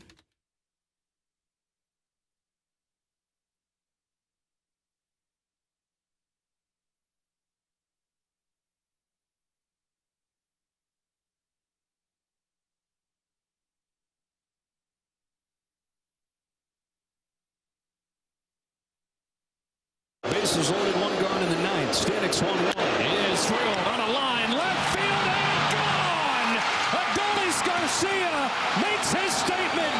And the Rangers have their sights set on Game 7. That's what it sounded like on Fox as the Rangers force a Game 7, the best words in all of sports. Alongside Alex and T-Bone, I'm BK. So the Rangers are going into this game, and they're putting out their best dude, man. They got Max Scherzer on the mound. What more could you ask for the Texas Rangers? Except T-Bone says that actually shouldn't be the guy that is on the mound for the Texas Rangers going into this one. T-Bone, you disagree with the future Hall of Fame manager in Bruce Bochy and the future Hall of Fame pitcher that he's going with in Max Scherzer. Why is that? Because Max Scherzer, one, did not look like himself in his first start back, as we saw. It was a tune-up and it game. changed the. You don't need those in the playoffs. And he didn't end up going. He decides to go with him because he hasn't pitched in a long time, but he still trusts the fact that it's Max Scherzer. The name on the jersey is going to be the guy that's going to show up in the playoffs. Guys, his stuff did not look good in Game 3. And maybe you're going to be on the optimistic side of, well, that was the tune-up start for Max Scherzer. It's Max Scherzer. Yeah, no, I don't want to do that. This is Game 7. The best words in baseball that you can hear is it's Game 7. It also means you could be going home if Max Scherzer looks like Max Scherzer from the last game. I would probably be going with a bullpen game. I think they're going to treat this like a bullpen game, but I am curious to see how much of a leash Bruce Bochy's going to get him. I would probably just go bullpen game. I would not throw Scherzer in this That's one. what I wanted to ask you. What's the alternative? Like, if you didn't go with Scherzer here, then you would do what as your starter? I would Because probably... their bullpen has it's not very great. It's not very deep, at least. The back end is really good, but the actual bullpen itself does not have a lot of length to it. Yeah, they are in a tough spot. They are in a spot in which it is... I think the pitching's going to show itself tonight to where they just didn't have enough to get through this series, because I'm looking to see what they did in Game 3. So they went Bradford to start things off. I mean, that's probably what I would have done. But he's not very good. I mean, he didn't allow a run in his last appearance. I understand. So, but if you're going Cody Scherzer's Bradford, not the same guy guy that I said the Cardinals should trade for as a number 5 starter, and everybody agreed that guy's not good enough for the Cardinals as their number 5 starter. It's an opener for the Rangers, and I think this is how they're going to approach it. I think this is how they're going to approach it, though, with Scherzer. The thing I fear, though, is that Bochy's going to go, I don't have a better alternative, so I've got to continue to ride Max Scherzer. And if that's the case, like, no matter what the solution was then, you're going to lose the series. Like, me going with an opener, they probably lose because they don't have a deep enough bullpen. And I get it. I understand it's Game 7 and you can't do this, but like BK said, you have no other option. And frankly, you make the trade, you're paying this guy, I'll go down with it. That's why I would go to him. Yeah, I go down with Max Scherzer. Like, yeah, I know he hasn't been healthy and he's been out, and it's a bold strategy here, but I'd rather do that than not pitch Max Scherzer and go somebody for an inning and then go a bullpen game the rest of the way and lose that way. See, like, I look at the other options. Like, you want to go Dane Dunning? All right, fine. Like, that didn't go well for them so far in this series either. You want to go Cody Bradford? Okay, fine. But he's not a guy that gets swing and miss. I don't love the idea of him going up against the Astros for the 3rd time in the last week and then being able to see him once again. But if you want to go that route, okay. But he could probably get you like 3 outs. You feel good about that. Andrew Heaney, you want to go back-to-back with him after he's been a starter for almost the entire season? Okay. I didn't love using him last night. I would have saved him for today. I don't know what he's going to respond like in a back-to-back type of a situation, because this is a guy that's mostly been a starter in his career. I think Martin Perez is a guy that can give you a couple of innings. So you've got options, but the best option is still Max Scherzer.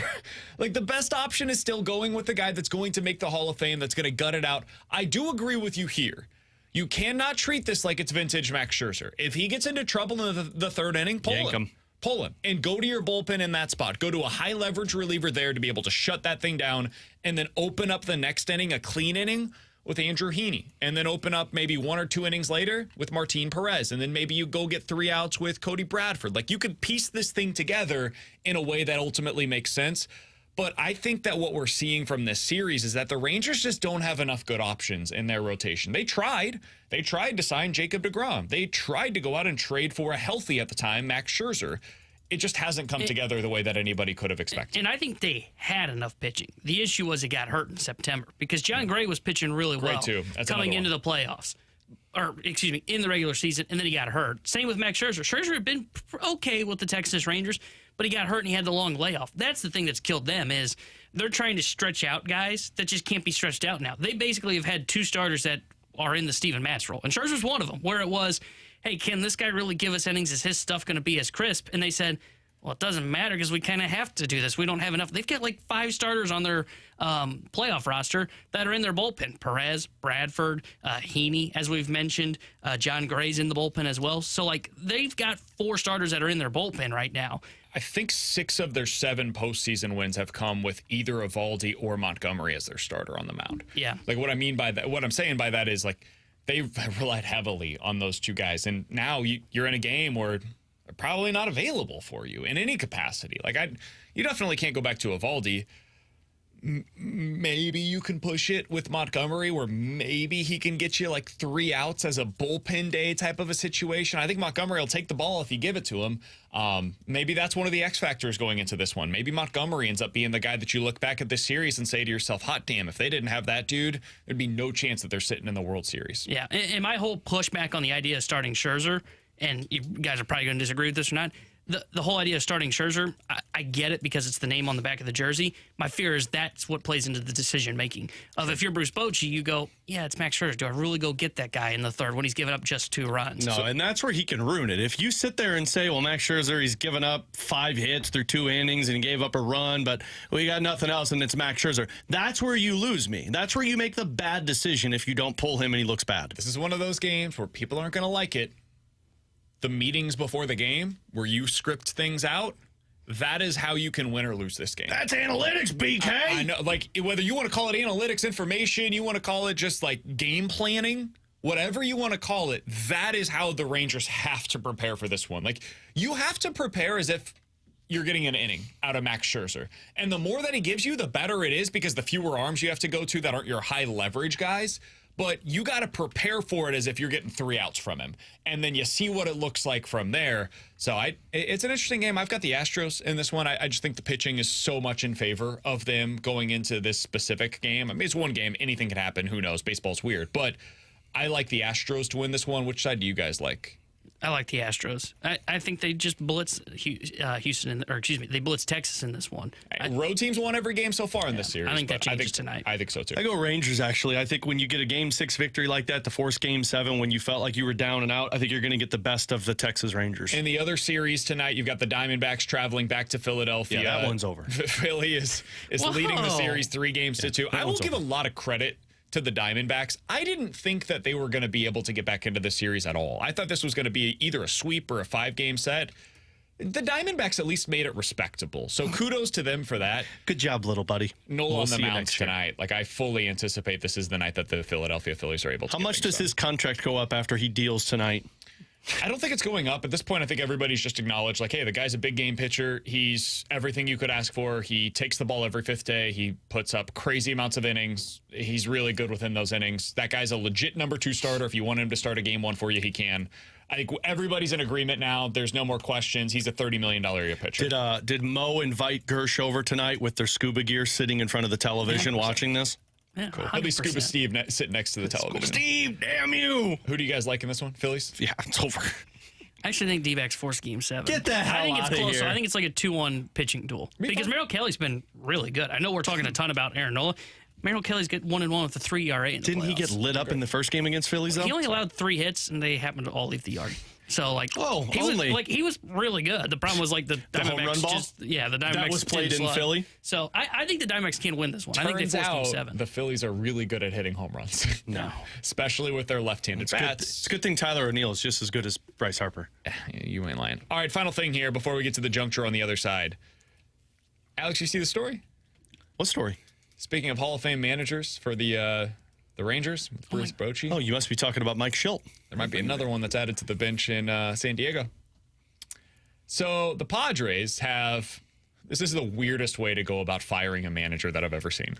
They have allowed Bob Melvin to interview for the Giants' open managerial position. In other words, they're saying, yeah, Bob, no, go ahead, guys. It's cool. You can go ahead and interview for that job. Guys, I don't want to interview for the job. Just go. Whenever you get back here, if you didn't get that job, this job no longer exists for you.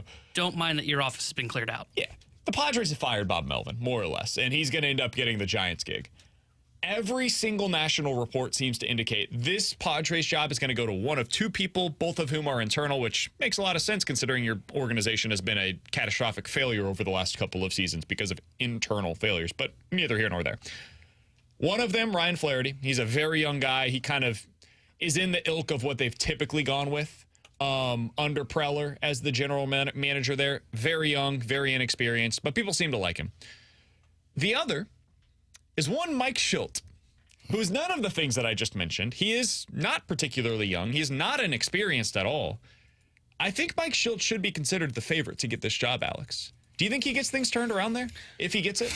If he does, it's for a quick time. I like sustaining with that roster, and from what we saw with Mike Shildt, like Mike Shildt's old school, man.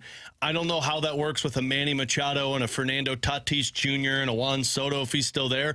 I think Mike Shildt can get the best out of that team in the first year, but if we're talking years 2, 3, 4, I think it goes south quick. Yeah, I mean, I think either guy's set up to fail in that job, but I actually think it's going to be Flaherty that gets the job because I think he's not old school, and I don't think they need. I think Mike Shildt getting that job, like he may have success in year one, but I'm skeptical of that because look at the issues they dealt with pitching this year. They had to get creative with that. You think Mike Shildt's doing that?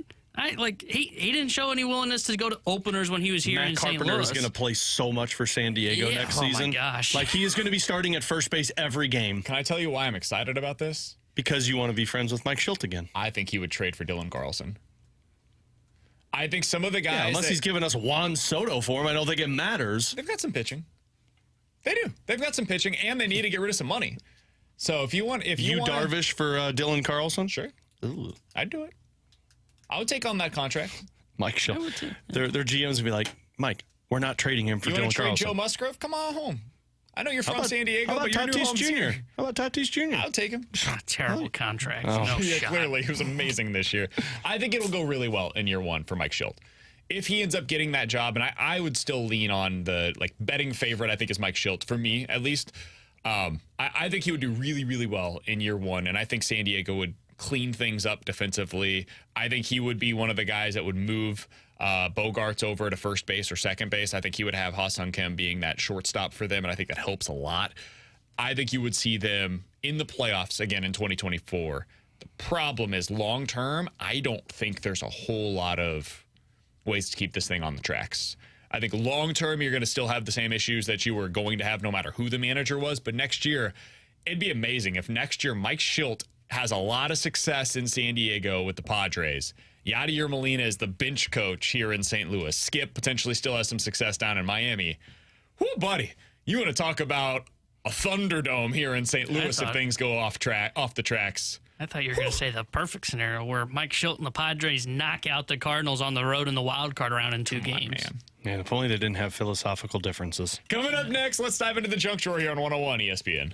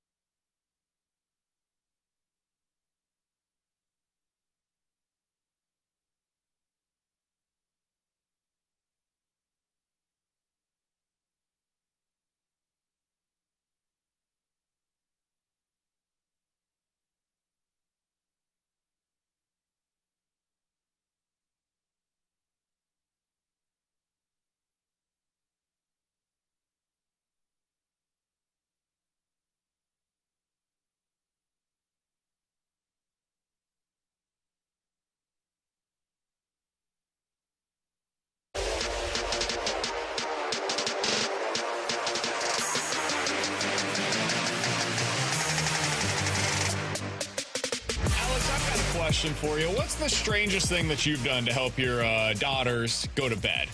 What I mean by that is, like, are they asking you for reading a weird bedtime story? Are you, when they were younger, were you, like, going on a car ride to make sure they fell asleep? What are the things that you've had to do? Because I know every new parent has some of these experiences. So I've done two which are pretty odd. One was when we were just on vacation in Michigan. Adelaide, our oldest, she's in that phase now where, like, if we're on vacation, she just is in play mode and doesn't want to go to bed. Because at home, we put her in her room and we lock the door and we let her go to sleep. Lock the door? Well, yeah, because now she, like, opens it and comes out and runs around. Next thing you know, she's in the basement banging on stuff.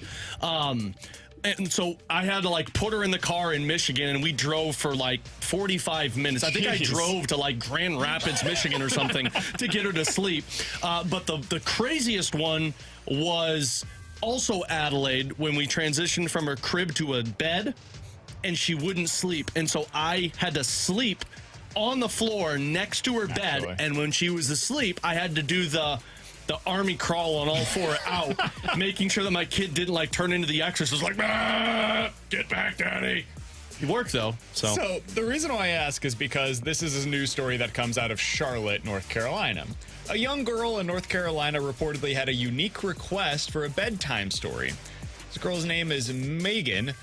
She was on TikTok after reading an unconventional bedtime story.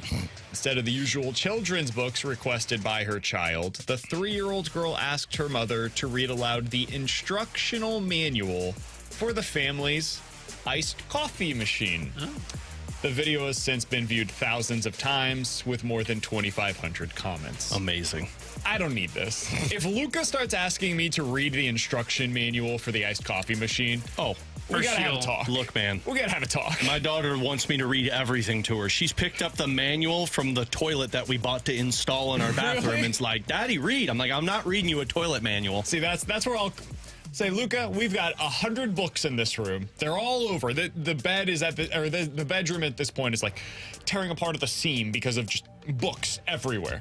Let's find one of those that is better than the iced coffee machine instructional manual. Maybe your reasoning was you're like, dude, I don't understand how this works at all. Like, I don't get it. I'm not a handyman. I'm sorry, Luke. Go talk to your mom. Somebody on the text line said, my youngest once asked us to put her in the car seat on the dryer instead of driving. That was the move. I've heard people do that. Really? Makes sense. It vibrates. Just a little bit of movement. Yeah. That's why we got a swing with Emma when she was born. Like, she would go to sleep so easy, and like any motion, that kid would just like out cold. Somebody asked me to read Luca analytics so that way he does. Can go to sleep. All right, Luca, now I'm going to give you the spreadsheet as to why the manager should always pull the pitcher from the 4th inning. Fit and woe bacon. This is why your kid thinks you're boring. The third time through the order, we got to talk about this, Luca. There is a clear disadvantage, a decided disadvantage for the pitcher when he faces that hitter for the third time. This is a high danger scoring chance. This is a scoring chance. The Blues can't make these shots happen. The latest one, yesterday I was talking to him about the unstoppable force that is the push-tush. Or the tush-push, excuse me. That is something very different. That book you only find in Spencer's. Alongside Alex and T-Bone, I'm BK. You got BK and Ferrario here on 101 ESPN. Coming up in about 15 minutes or so, we will reveal the results from our Pick'em Challenge. Do we have to? Can we just put these all into one? Yeah. Like, super cut? Be too long. Okay. Super cut. Guess we'll throw them into individual. Yippee! They all had the same results, so we'll get into that coming up at 1:15. But next, the Blues are winning. They're putting up points. Can they sustain this over the long haul, though? I think there's one way they can. We'll tell you what that is next year on 101 ESPN.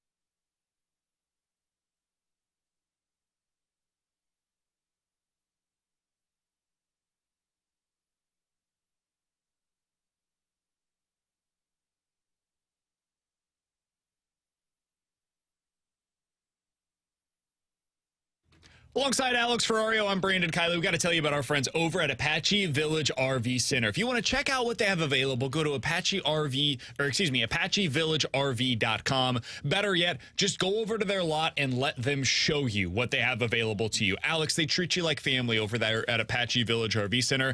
At some of the lots that you can go to, they're going to be pushy. They're going to try to put you into what they want you to buy. Not at Apache Village RV Center, where they will ask you, okay, what is it that you're looking for? If you're looking to just get started with a camper, they've got that available for you. If you want the state-of-the-art RV, the motorhome, they've got that available for you as well. Go over to Apache Village RV Center and let them show you what they have to offer. Look, change your vacationing. Don't worry about the hassle of booking plane tickets or scheduling hotels. No, get the Apache Village RV and create those family memories that you and your family can just sit back, drive, and enjoy time together. And as BK mentioned, you're a part of the Apache Village RV family, which is the best part. They'll help you with however you need it, financial options. Once you're with them, you can continue to build throughout your relationship with them in that RV lifestyle. So change the vacationing plans. Go one better. Go Apache Village RV Center.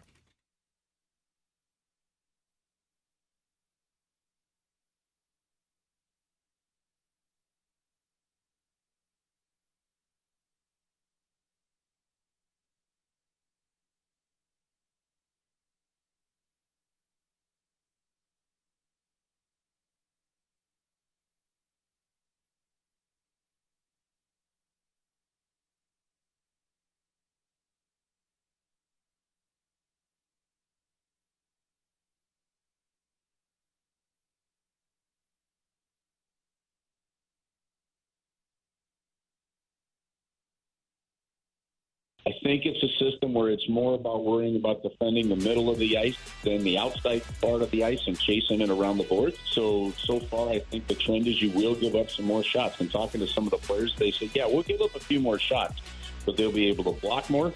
They'll be able to make sure Jordan Binnington sees more of the pucks and make saves. So more of a concern is the lack of shots for the St. Louis Blues, but I would expect to see, on average, it wouldn't surprise me to see the Blues this season, average 31 to 33 shots on goal against.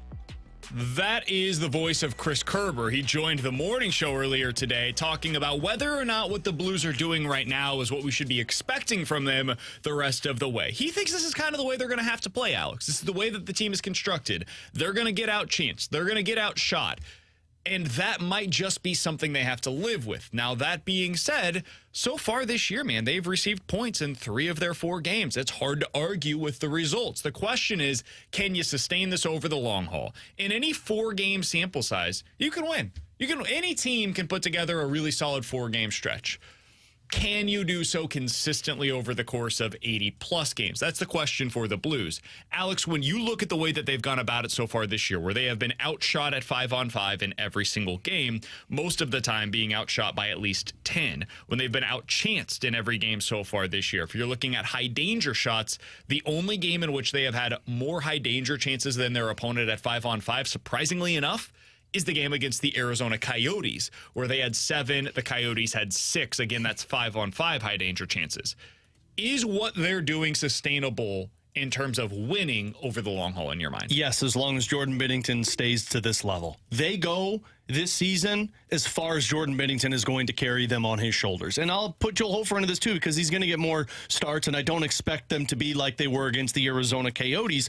But your season is solely dictated off of your goaltending. That's why they're going with this scheme. One, it's familiar with a lot of their defensemen, specifically Nick Leddy, Torrey Krug. But 2, it benefits them because they know their strength is Jordan Binnington. If he can see the puck, if the shots are coming from the outside, if they're not giving up the backdoor tap-ins or the extra 2nd, 3rd, 4th shots in front of the net, Jordan Binnington's going to make those stops. And if that's how this season goes, then they're going to be successful. That's the thing. Like, I understand after a game and you look at it and you say, wow, I gave up 35 shots on goal. But if you look at the shots that were given up, how many were in the slot? How many were underneath the faceoff dots, or how many of them were from the outside? Because that's what the Blues are really focusing on. It's not so much of being this stingy defense that don't allow teams to shoot the puck. It's more of, fine, take your shot from the faceoff dot. Fine, take your shot from the far side wing.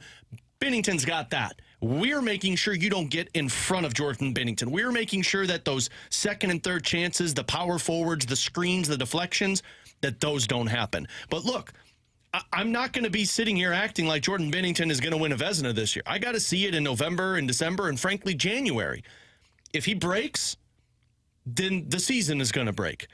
But if Binnington plays this way, and frankly, it does come down to your defensive scheme, if that falls apart, then the season is going to be a lost season. But if the scheme can keep it to the outside and block shots, and Binnington stays on the top of his game in terms of those medium high danger scoring chances, you're going to be fine. Over the last 4 seasons, Jordan Binnington allowed an average of 2.93 goals against on average. That's basically the entire Jordan Binnington career thus far. He's at 2.93. If he allows an average of 3 goals per game, the Blues are in bad shape. That's my honest-to-God opinion, because I don't know that they're going to be able to score, on average, more than 3 goals per game this year. So far this year, he's at 1.2. He doesn't need to stay there. But if he continues to stay below, like, 2.5, I think what they're doing might be sustainable. But that is what it requires. And it's asking a lot, dude, for him to be able to continue playing this well. Jordan Binnington is playing like one of the best goaltenders in the NHL so far this year. Like, he has been unbelievable. But in terms of goals saved above average, that's the statistic that we heard Greg Wyshynski reference, last week when he was on with us? 2 weeks ago. Over the last 2 seasons, he has been below average in that regard. And last year, he was horrible in goals saved above average. This year, he's the best in the league at it. He has saved more goals on average than the average goaltender in the NHL compared to anybody else in the league. That is amazing, and he deserves to be commended for that. My concern, my question about the team moving forward is, can he continue to do that? If he has one bad game, or if the defense allows one bad game where you're getting some more of those odd man rushes going against, as we have seen at times this year, does the dam break? And then mentally he gets into a place where he's like, man, I don't know that I can keep doing this all the time. Every game they're asking me to be a brick wall back here. Mentally, that has to be exhausting. Physically, it's going to be draining. So I will be curious to see as we get into November, and then certainly as you get into the December and January months where it becomes even more of a grind, and you're getting through right now the Western Canada trip. That's always a tough one for the Blues. What does it look like then? That is something that I'm going to be monitoring for sure. I think the rest of the team, this might have to be the way that they play.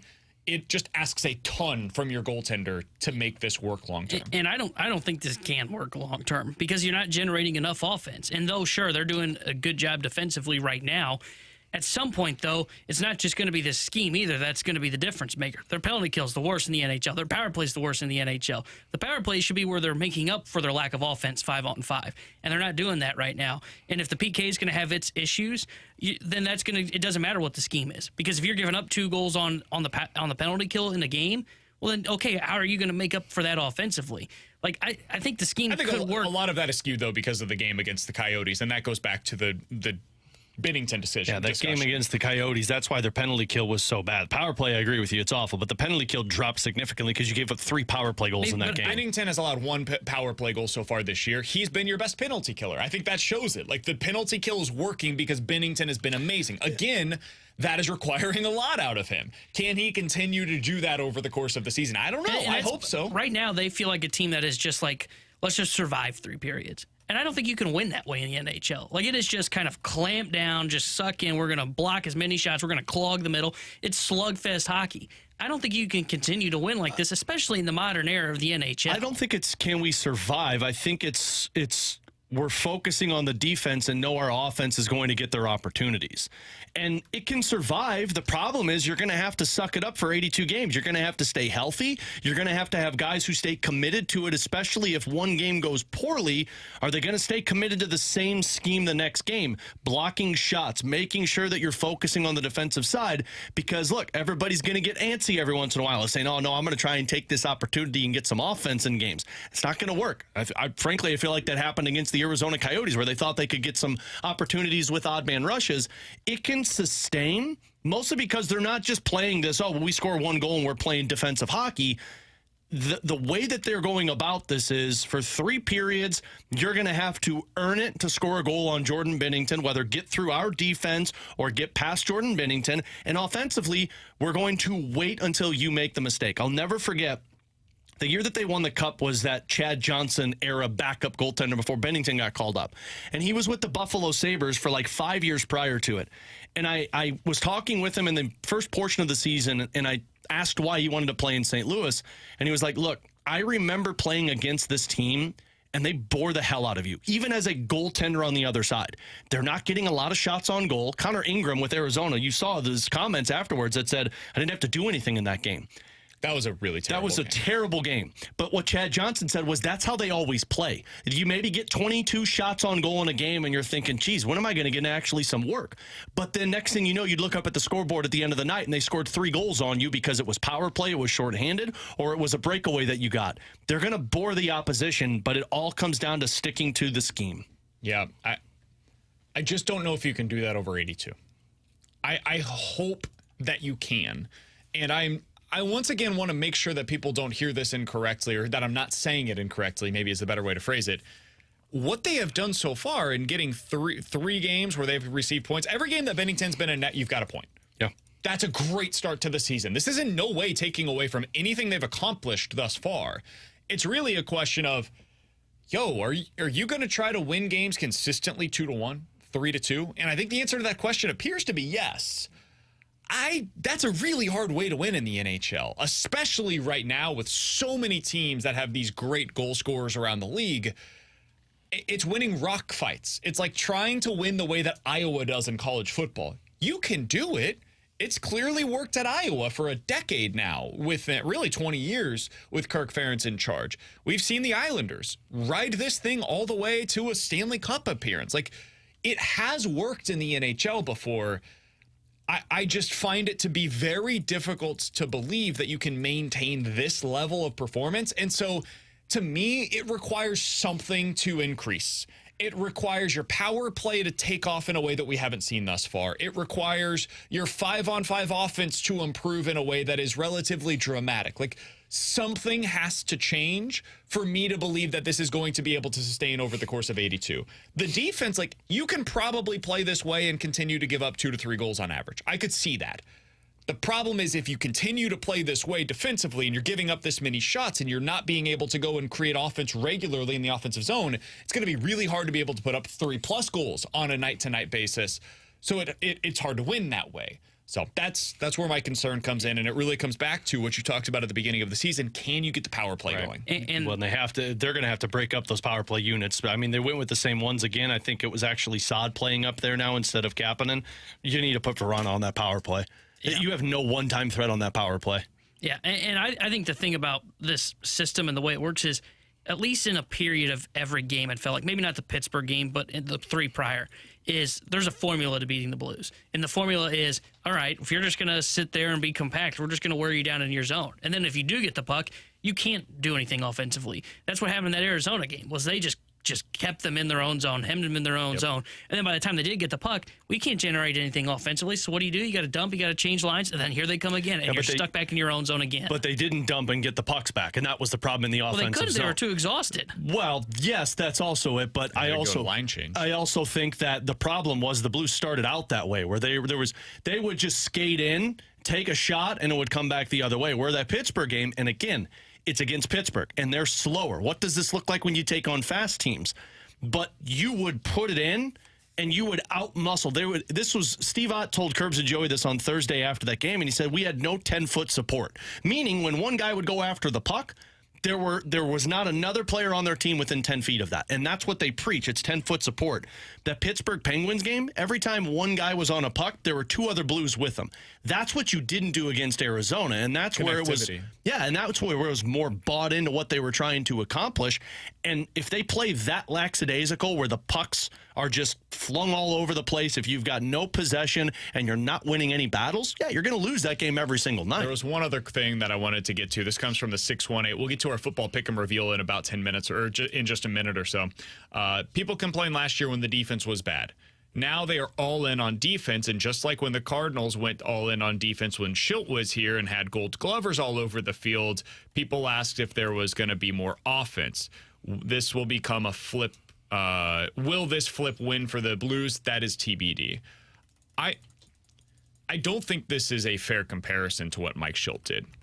I think people have had revisionist history with Mike Schilt. Mike Schilt got their best defenders on the field. The difference with Mike Schilt was that he prioritized defense by getting good defenders out there. It wasn't as if the same players that were previously really bad at defense were continuing to play. No, he got them out of the lineup, or in the offseason, they went and got, Paul Goldschmidt, who seemed to help with a lot of what was going wrong at first base for them. So I'll just never win that argument, because people look at it and they're like, one year we were bad, the next year we were good. Mike Schilt was the thing that changed. Yeah, but there were other changes as well, neither here nor there.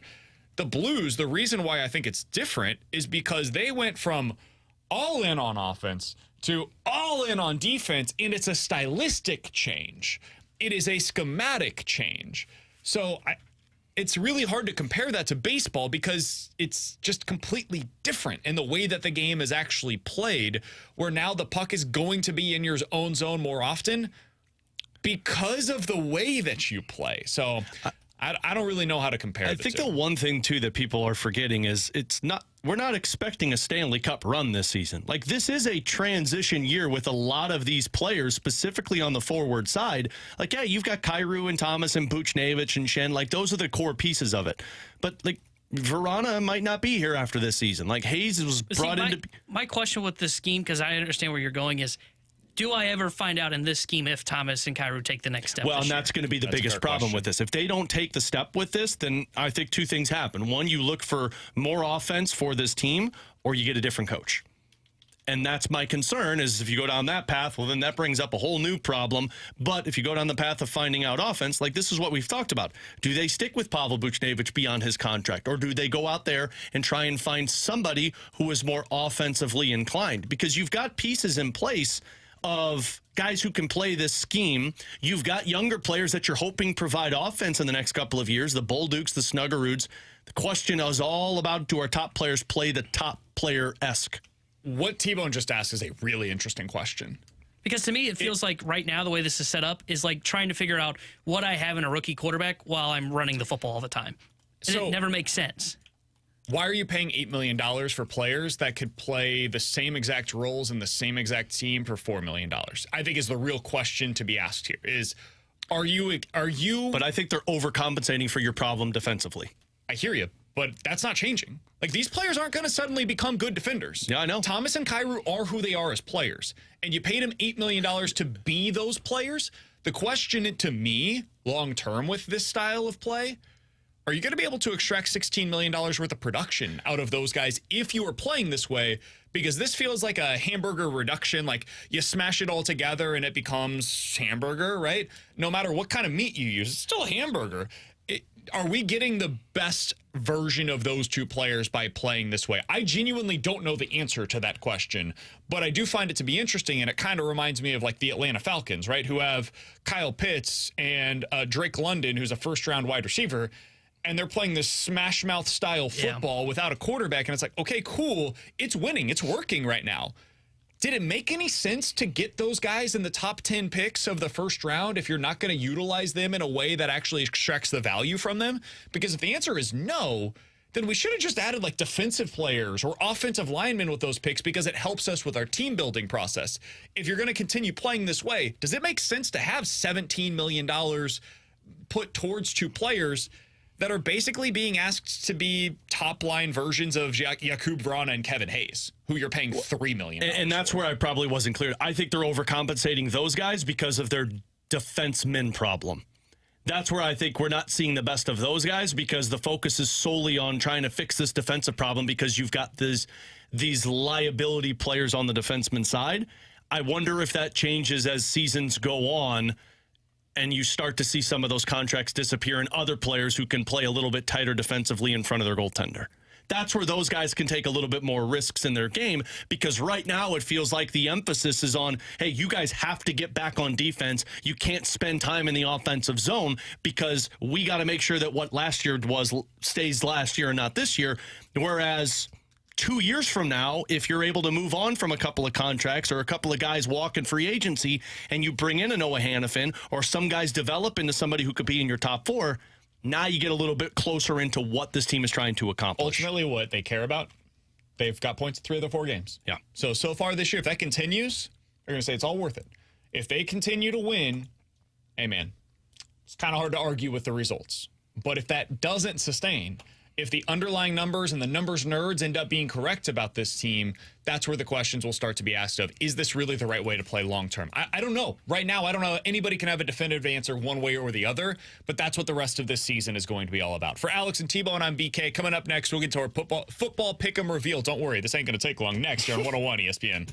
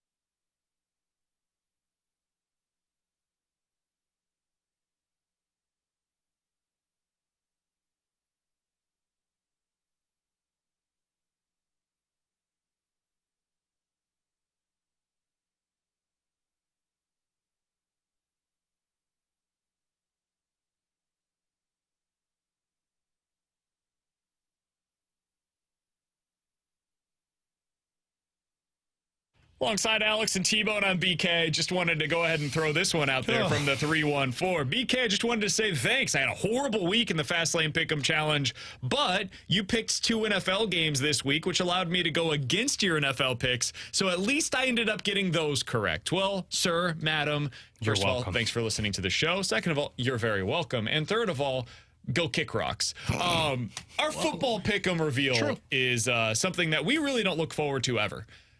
But this is the worst one ever. I mean, this is an all-time performance. If you had simply gone against us in every single one of our picks, boy, howdy, would you have made a bunch of money this week, Alex. So let's go ahead and reveal some of the picks from this week. Let's start out with what looked like a pretty obvious one. Bills on the road at the hapless New England Patriots. Alex, how'd this one go? This is a little bit bigger of a spread than I like, but I think the team that is the underdog in this sucks. So I'm taking Buffalo minus 8.5. Fake the handoff. Allen on first down. Uncorks it. Intercepted. Jabril Peppers. The Bills turn it over. First play from scrimmage. That was your 2-point pick. This pisses me off so much. I hate 8.5 point spreads. I hate them, but I'm like, Buffalo can't. It's New England. And Mac Jones out here looking like an MVP against that team. Like, what the hell? It's on you for believing in Josh Allen. You knew it was coming. It's not on me. It's on... It was a matter of time, man. It's always a matter of time before Josh Allen screws you in one way or another. I ended up doing a teaser yesterday where you get to like add 6 points to whatever it is. Did you tease it well? I ended up losing that one right off the bat. Good. All right, the next one up is another pick that Alex decided to make. Why are we always doing my picks? I thought this was actually a pretty good selection, Alex. You got one team without their starting quarterback, another one that apparently doesn't have a starting quarterback, but a defense that's really good. Here we go. Game that I was skeptical about, but now I'm reading that he's throwing, but I don't even care if Deshaun Watson plays. Cleveland -3 against Indianapolis. That defense has been so good. Minshew from his end zone. Here comes Garrett. Football's loose. Who's got it? Cleveland. It's still loose. No signal yet. Touchdown. How is it possible that Myles Garrett can strip two footballs for fumbles, block a punt, and your team still gives up 39 bleeping points? Against Gardner Minshew. The Indianapolis Colts turned the football over 4 times and put up 38 points against the Cleveland Browns. Yeah, this whole BS of, the Cleveland Browns are one of the best defenses in the game right now. Statistically cool, but that means nothing now. As BK would say, go kick rocks, Cleveland. All right, so 0 for 2 there. Alex, your final pick is? My 1-point play, I'm going to go to the Sunday night game. This game's going to be awesome. That's not me. I think Miami's a better team, though. And it's a close spread, so I'm going to be willing to take this one. I like the Dolphins plus 2.5 at Philly. I hate to be the repeat, but that was the 1-point play for me, too. It was Miami plus 2.5. I have not been impressed with Philadelphia, and I don't see anything that tells me it's going to get any better. Sweep it. It was also my 1-point play as well. Son of a... That's why I was angry. For the touchdown. Incredible balance by Gainwell. Hey, man. Sometimes you just got to tip your cap. Philadelphia was awesome last night. They flat out, in every way possible, beat up on the Miami Dolphins. I should have known, man. It's late October, going up to Philadelphia, a finesse-style Dolphins team going up to play that smash-mouth Philadelphia team with great offensive and defensive lines. That's on me. I didn't put enough credence into that. I was just getting excited about Tyreek Hill and Jalen Waddle, and look at this offense. Yeah, it's not going to work against the Eagles. So. Yeah, well, now I'm done with Miami. Live together, die together. We went down...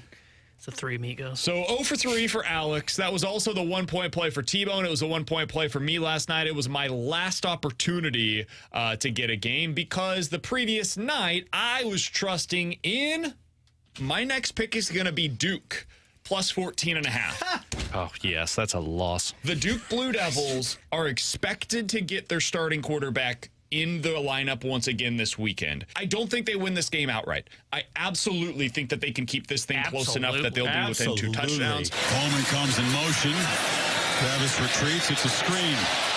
Toafili, touchdown. First of all, both of you go to hell. They were up 20-17 at the end of the third quarter. That's absolutely a win. I was sitting over here like, here we go. Yeah, you were drunk at that time.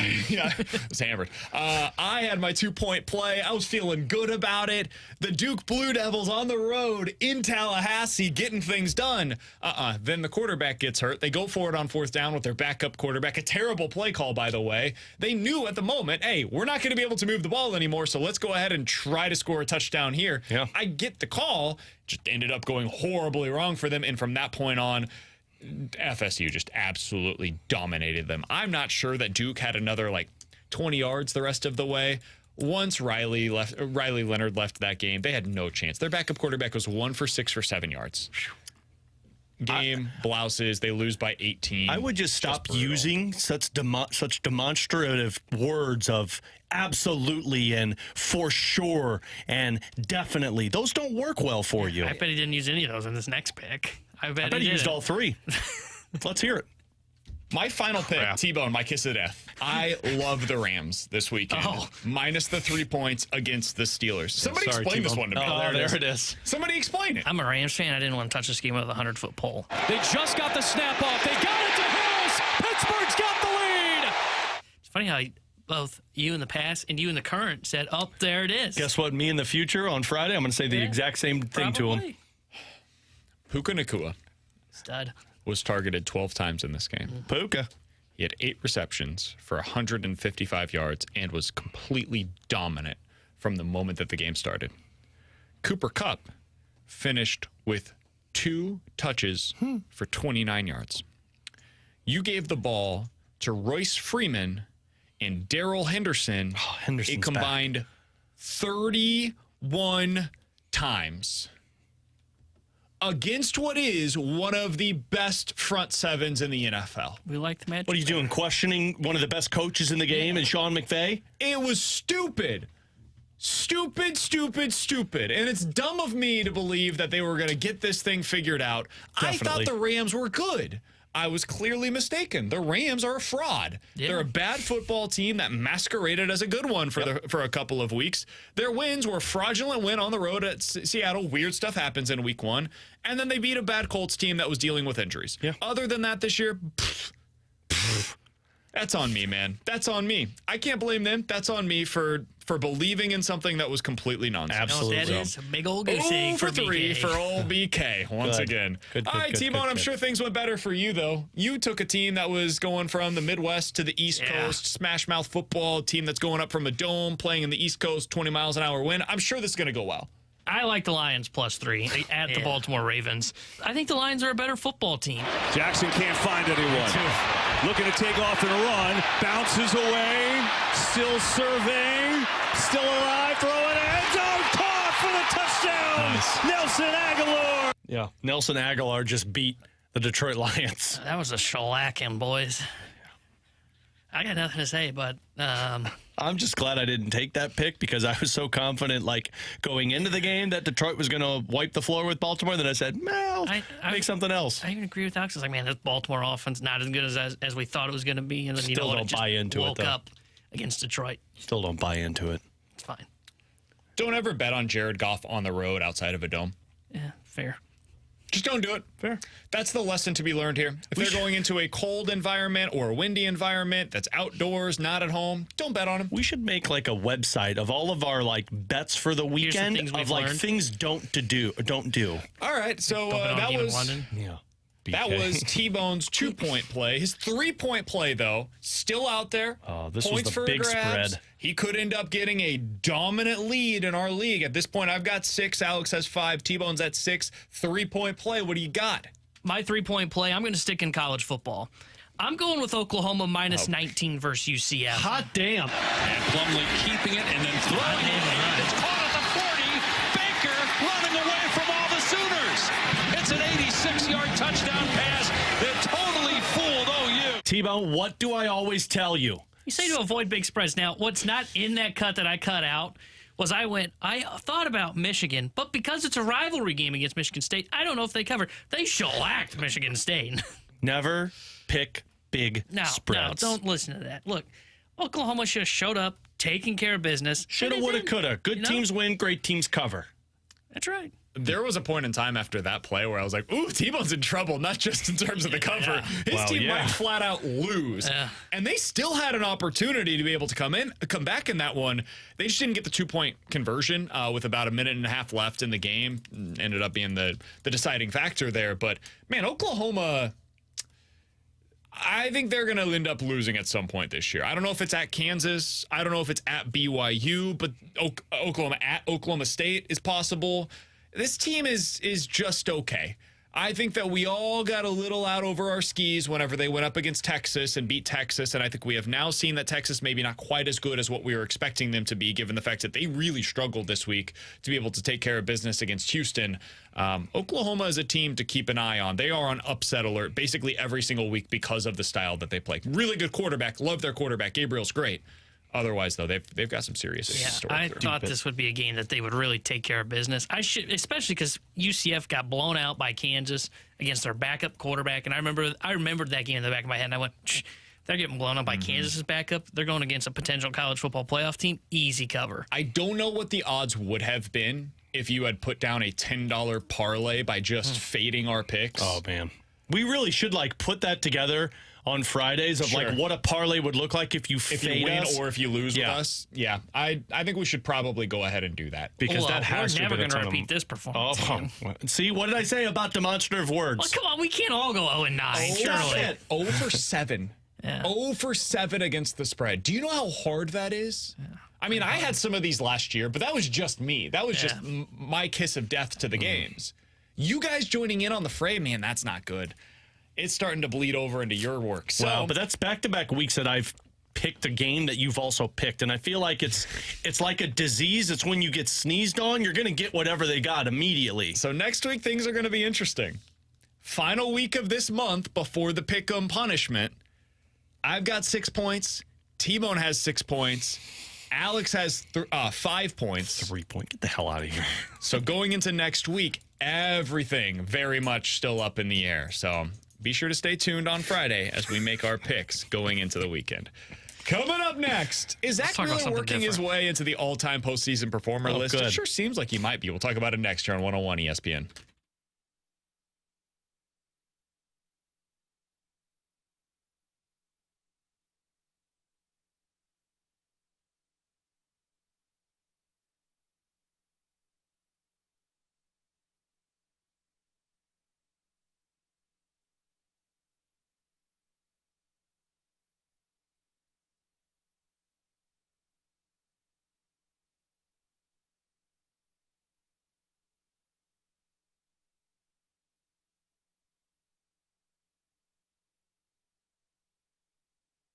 Alex Ferrario with you to talk about my dentist, 100 West Dental. Look, nobody likes going to the dentist, right? You don't want to have to schedule it and go sit in the chair and get told that you're not brushing properly.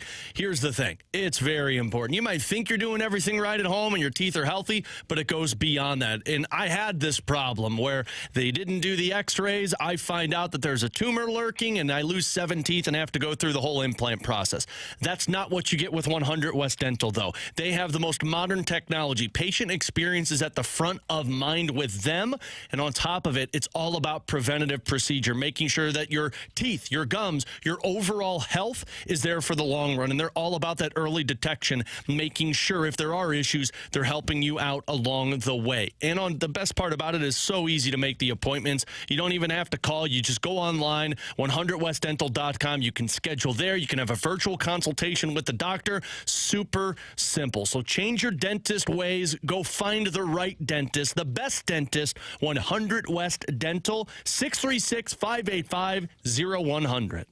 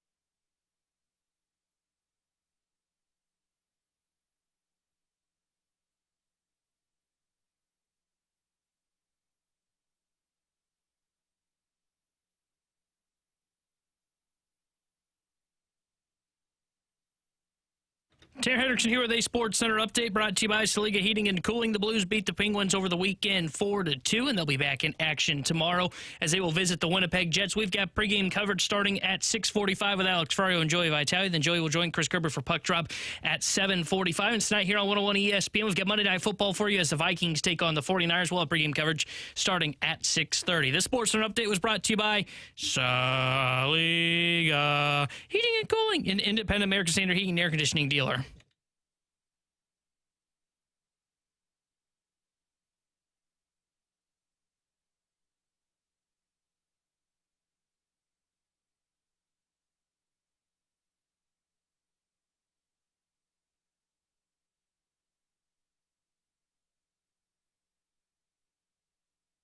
Zack Wheeler's awesome. Prove it.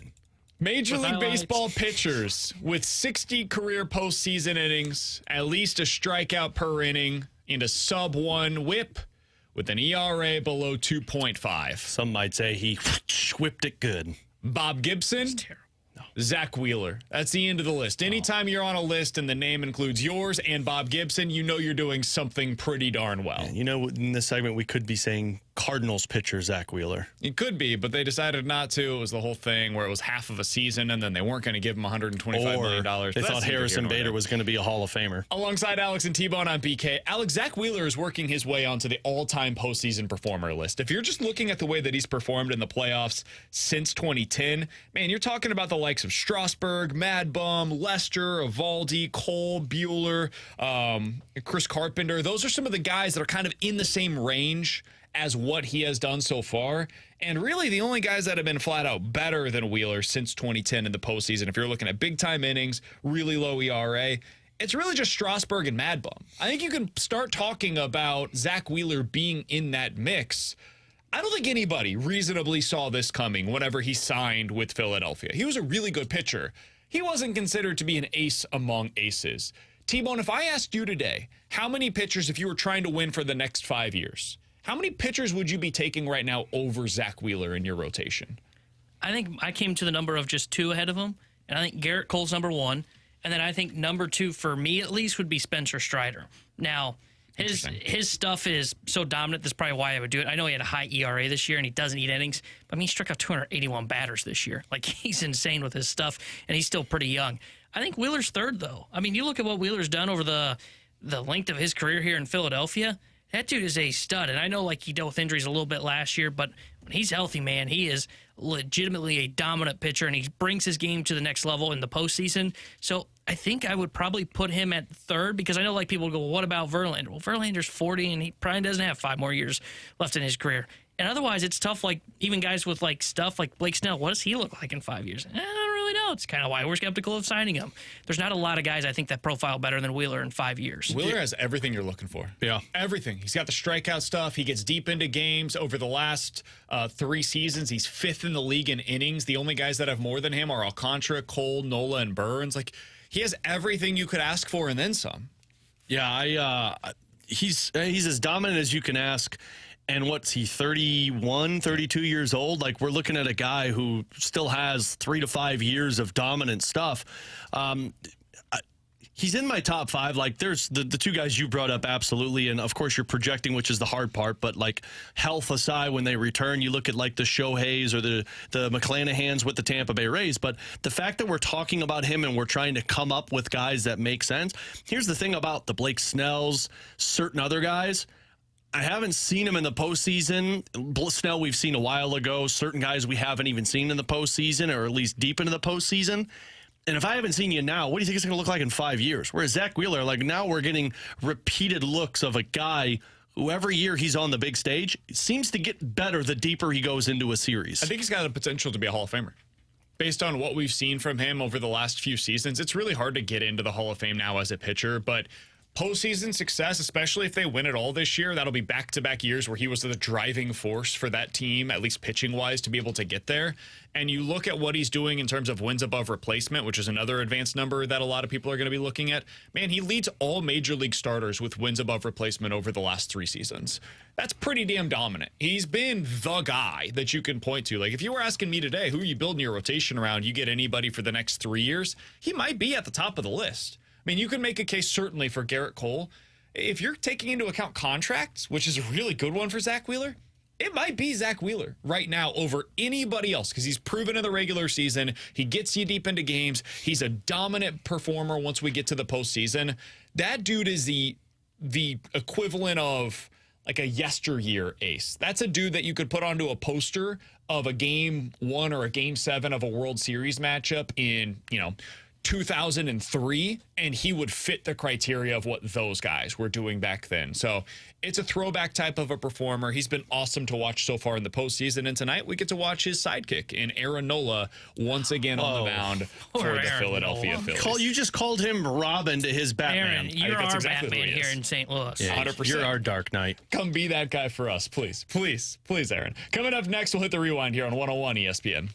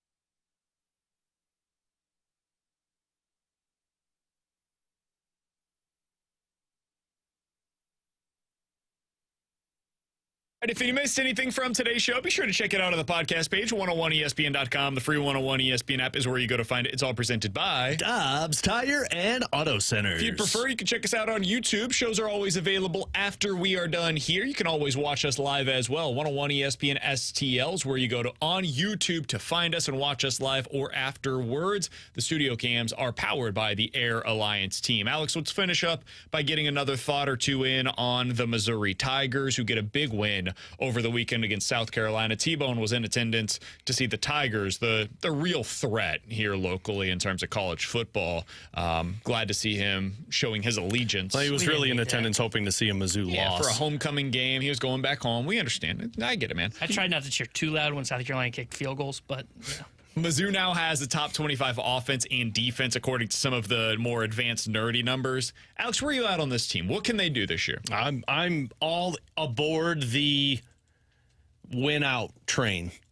And Georgia, of course, is the scariest part of this. But as we talked about earlier, I really think you're going to go into this Georgia game with a better opportunity to win than what most people are going to be giving them, because it's Georgia and Georgia's the dominant force. But I think Mizzou's offense is the dominant force going into that game. And frankly, it's going to come down to, can Mizzou get some stops? But if you walk away with a victory against Georgia, I don't see a loss up until the SEC championship game. And frankly, we might see, what would you say? Mizzou versus LSU, Mizzou versus Georgia probably is the SEC championship game. It can't be Georgia, same division, but probably LSU, possibly Bama. It just depends on who wins that game a couple of weeks from now. And by the way, Missouri's going to be playing Georgia at 2:30 on CBS. That was just announced a little bit earlier today. They'll get the midday slot with CBS.